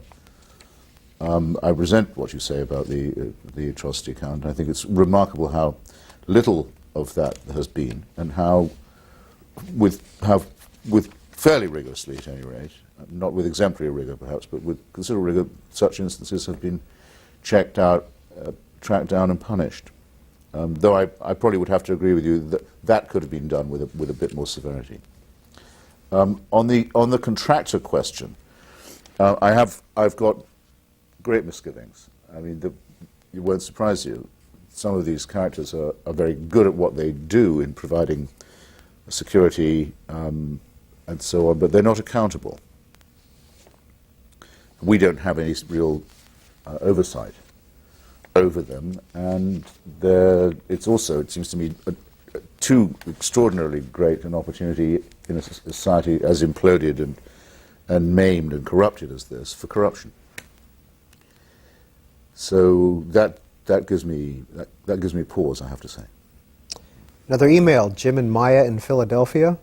Hello, Mr. Hitchens. Thank you for many things in this opportunity. Our question is as follows. In spite of our newly found adoration for everything Hitchens, we are sincerely troubled by your public statements which you have dismissing global warming, and we wonder how such a great mind is so obviously missing the boat. I've never made a statement on global warming that I know about. And I don't think anyone wants to hear from me about it. I mean, I have written about the ozone layer question very early on. I wrote a couple of pieces saying, look, this is very important because it does suggest that damage has been done to the biosphere itself, not just to the environment. And this would have very grave implications because we'd all be in the same boat here. All the money in the world won't buy you a place for your kid at a school with better ozone than elsewhere. But I mean, steps were taken about the chlorofluorocarbon question, I think it was. The aerosol business, anyway. And it seems that the hole over the ozone layer is to some extent healed, though there are periods over Antarctica where apparently it widens. You see how much I know about this. The argument about global warming, it seems to me, is not whether there is any warming, but whether or not human activity, or to what extent human activity is responsible for it. My line on that is we should act as if it is. For this reason, which I've borrowed from Jonathan Schell's book on the nuclear question, The Fate of the Earth. We don't have another planet on which to run the experiment. We can't find out but one way. And just as we don't have the right to run an experiment in nuclear exchange on this planet, because it doesn't belong to us to that extent, we've no right to run an experiment in warming on it either. And if it turned out to be that there was no severe global warming threat, or that it wasn't man-made, then all we would have done would be make a mistaken analysis, which we could correct for. But if it turned out that there was and we'd done nothing about it, then it would be too late to do anything at all, and that would lead to disaster. I have been told, though, and I'm afraid to say I think it may be true, that the warming is coming now whatever we do. That by the time we found out about the coming rise in temperature, that it was probably on its way. I've heard a lot of people who strongly take the Al Gore thesis, the Al Gore analysis, say that, alas, we're going to find out what it's going to be like no matter what we do. Yesterday on Encore Book Notes, we ran Peter Hitchens' Book Notes appearance, emailed from John Standish. Your brother Peter spoke briefly about English accents, his accent, and accent as a measure of social status in England. Please comment on English accents and your accent. Well, George Orwell, to revert to him, once said that everyone in England was branded on the tongue, that you could tell so much about somebody from the moment they opened their mouth, in particular, not just the region of the country they came from, but the social class that they came from, roughly what their parents did or how much money they made, and so on. Though that's true, it's not as true as it used to be. It's still pretty true. And people are very sensitive about it. I know this because my own parents were very sensitive about it and made absolutely sure that I didn't speak as my ancestors had done. So I now speak in what used to sometimes be called an Oxford accent, sometimes a BBC accent. I hope it's not quite like that. But at any rate, not one that, how shall I put it? Not one that convicts me either of being a sort of hopeless, stuck-up, upper-class twit or a ground-down, nasal, adenoidal prole. Baton Rouge, Louisiana, you're on In Depth with Christopher Hitchens. Hello, Mr. Hitchens. I have a scary thought, and I wanted to ask you, will we become a theocracy? With our right-wing Christian fundamentalists, we have the prospects of becoming a Christian Taliban. In response to the lady that said, because you grew up in a boarding school, you didn't know God. I grew up in a boarding school, and I do believe in God. So it has nothing to do with the boarding school. But the way we're going in this country, I am very afraid that we will become a theocracy. No, I think the danger of that is practically zero, especially from the quarter that you mentioned. I mean, these people are a nuisance, of course. The Falwell, Robertson, Wright, and the Haggard lot, and so forth. But they consistently make fools of themselves, and they consistently fail to realize that there just are not enough of them. They don't have. The country is very blessed in this way. No force is strong enough to take it over and monopolize it. In 8 years of having Ronald Reagan quite sympathetic to them, for example, and frequently inviting them to the White House, they got exactly nothing of what they wanted on imposing their form of school prayer on other people, for example, or trying to retard the teaching of science in American schools. The country's too modern for that kind of thing to work. And I'd add another thing, which is that the reason these people went into an eclipse for so long and only started to come back at all in the South in the late 60s and early 70s, is because they did briefly win in the 1920s. They had two big victories. One was the Volstead Act, the prohibition of alcohol nationally. They even got the Constitution changed to suit their attitude to drink. And the second was the Scopes trial, the banning of the teaching of evolution. Mark you, not equal time. They didn't want equal time when they thought they could ban it altogether. Now, they never recovered from these two victories, if you see what I mean. Their victories were the moment of their defeat. They went into eclipse and discredit after that. They would never get that close to being able to influence national policy again, but if they did, it would be the end of them. Another email, what is Mr. Hitchens' opinion of Noam Chomsky and Chomsky's popularity among the left? Well, I used to be on quite good terms with Professor Chomsky, and I've reread the stuff of his that I used to admire, in particular an essay he wrote on General Sharon in Lebanon in 1982 or 3, another essay he wrote on the American press and East Timor. And I was rather pleased to find that, though we've since diverged on so many things, that I still thought those were great essays and brilliantly written and brilliantly argued. I don't think he's writing as brilliantly or arguing as well now, and I think it has to do with the impossible task he's set himself of effectively explaining away Islamic jihadism as a function of American policy mistakes. I think he began doing this a little earlier, actually, during the Bosnian War, which is when we first began to disagree, where he almost seemed to write as if the United States was looking to punish the Milosevic regime because it was a gallant socialist exemption to the general trend of globalization and needed to be hauled back into line. I thought anyone who could interpret what was happening in the Balkans that way, where Milosevic was the aggressor so palpably, was losing perspective, and I'm afraid that's what Professor Chomsky has crucially done.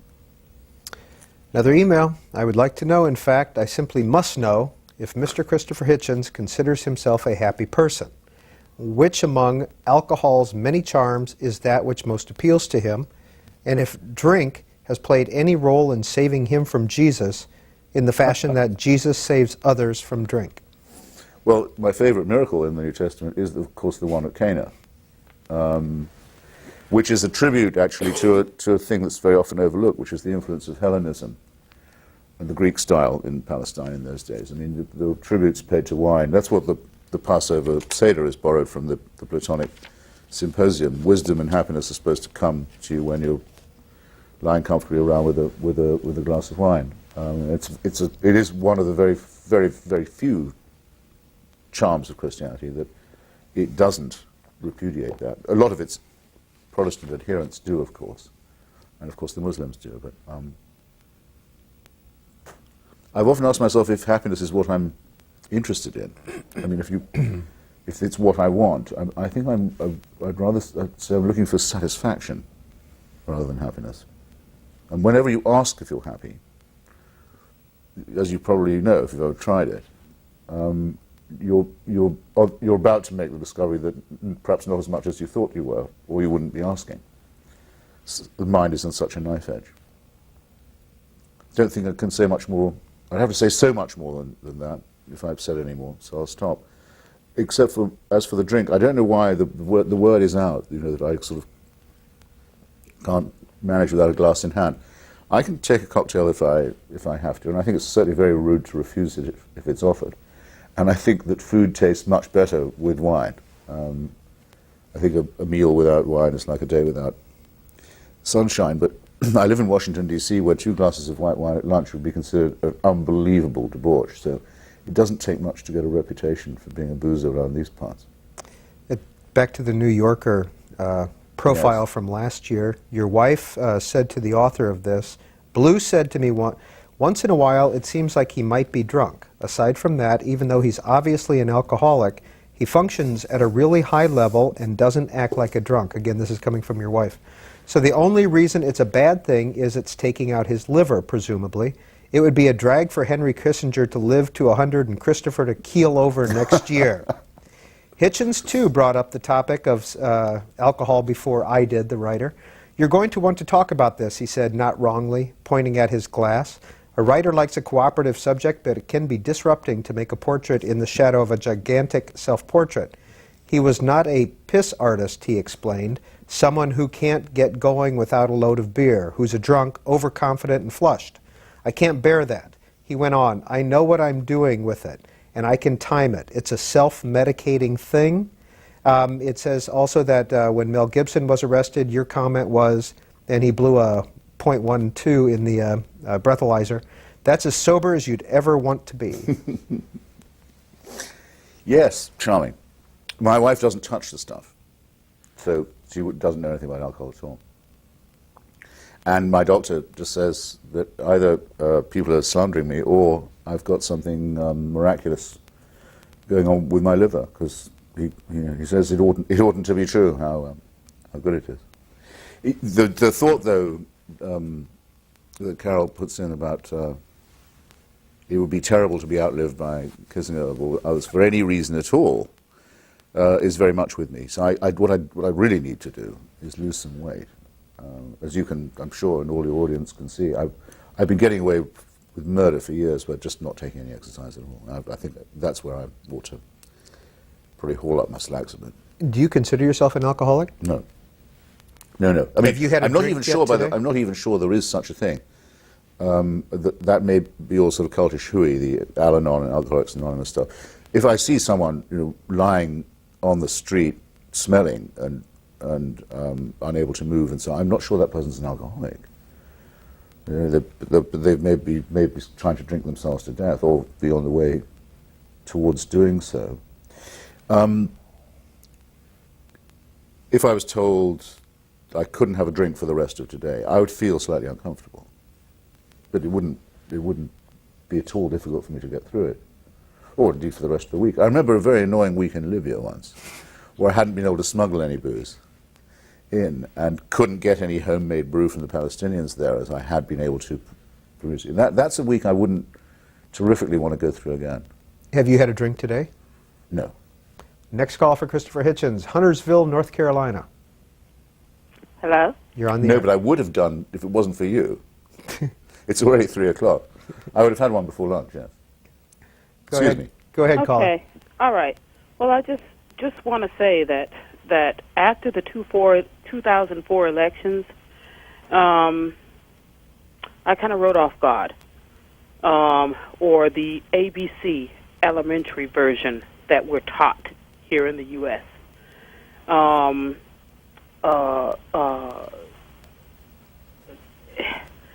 The pain was just too much, and I refuse to delude myself to that point again. God, I've forgotten everything. Caller, what's your question for Mr. Hitchens? Well, my question is basically when and how did he write off God? And caller, do you consider yourself an atheist today? No, I don't consider myself an atheist. I believe there's something out there in line with the universe. You know, I can't really say that. I can't believe we're here alone by ourselves with each other 100%. I can't believe that. That's too much. It is. I mean, it is rather a bleak thought. The problem is that you mustn't catch yourself disbelieving things because you might not want them to be true, or believing things because you might like them to be true. And the other example, I should have mentioned it when you asked me about the billion believers in the world. Why is this? The thing I left out, too obvious, but I should have kept it in. Fear of death. We're the only species that knows it's going to die. Not everyone is completely happy with the idea of checking out and going back to being atoms again. Religion makes the false promise that if you join the right group or make the right prayers or obeisances or propitiations, an exception to this unbreakable rule will be made in your own case. That's obviously nonsense. It's professional lying for profit by priests. But the desire to believe it, the desire to go in for wish thinking, the ability to do that is very great.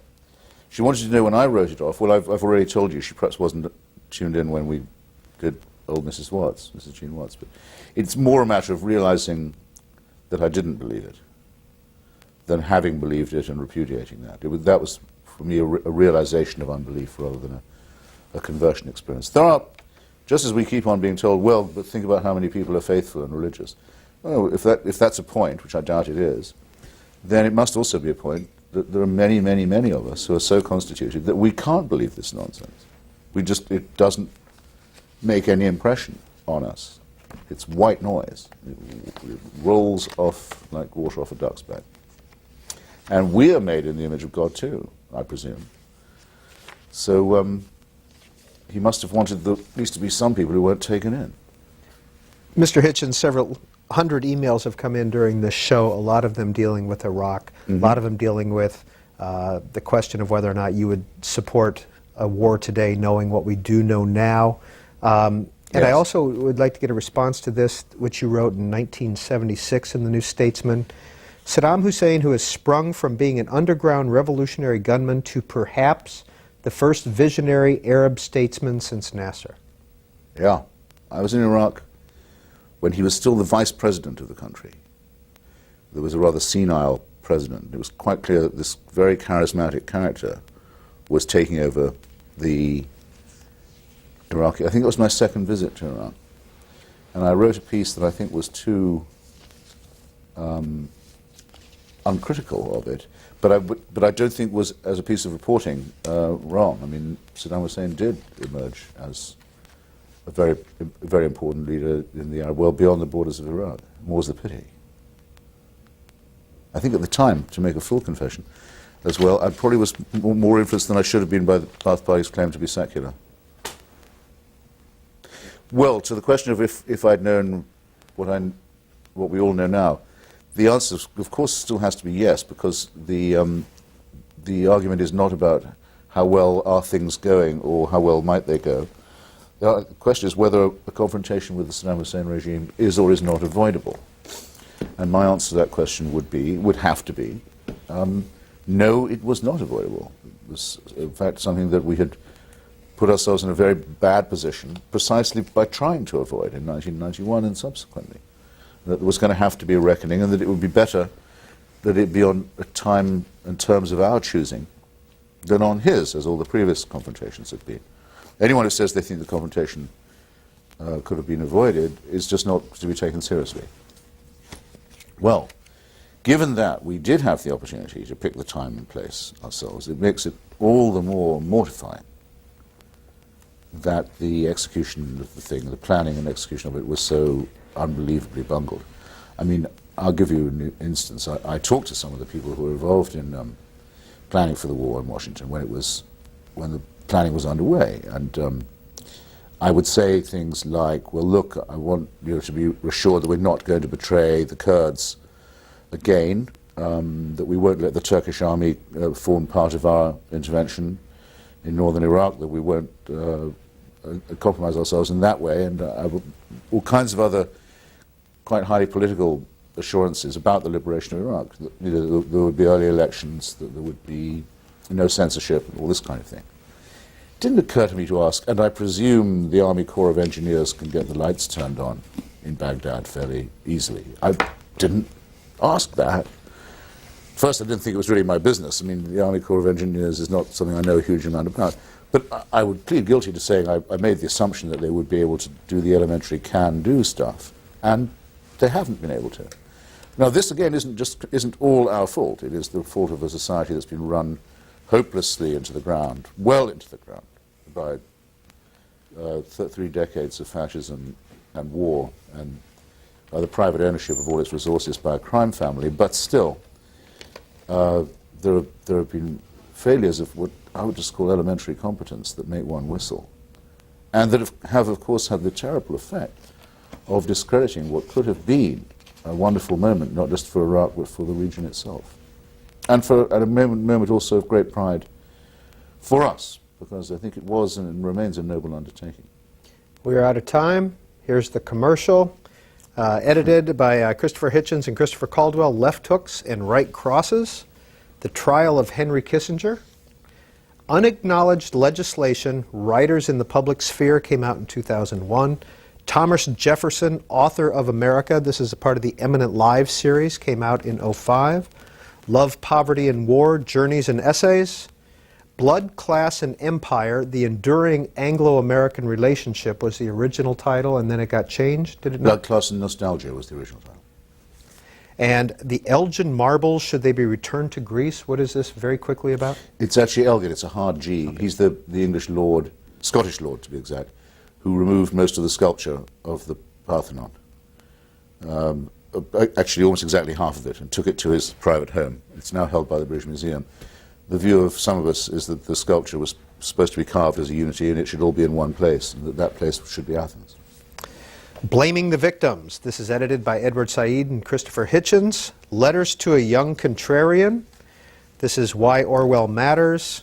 No One Left to Lie To, The Values of the Worst Family, which is the new edition of the Triangulations of William Jefferson Clinton.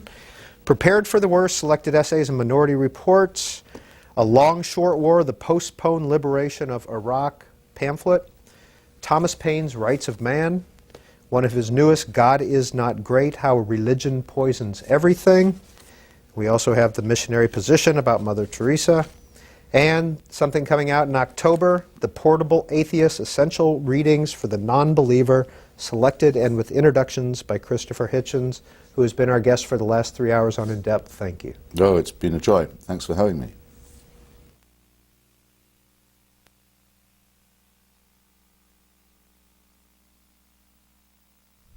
Christopher Hitchens on In Depth. He's a contributing editor for Vanity Fair magazine.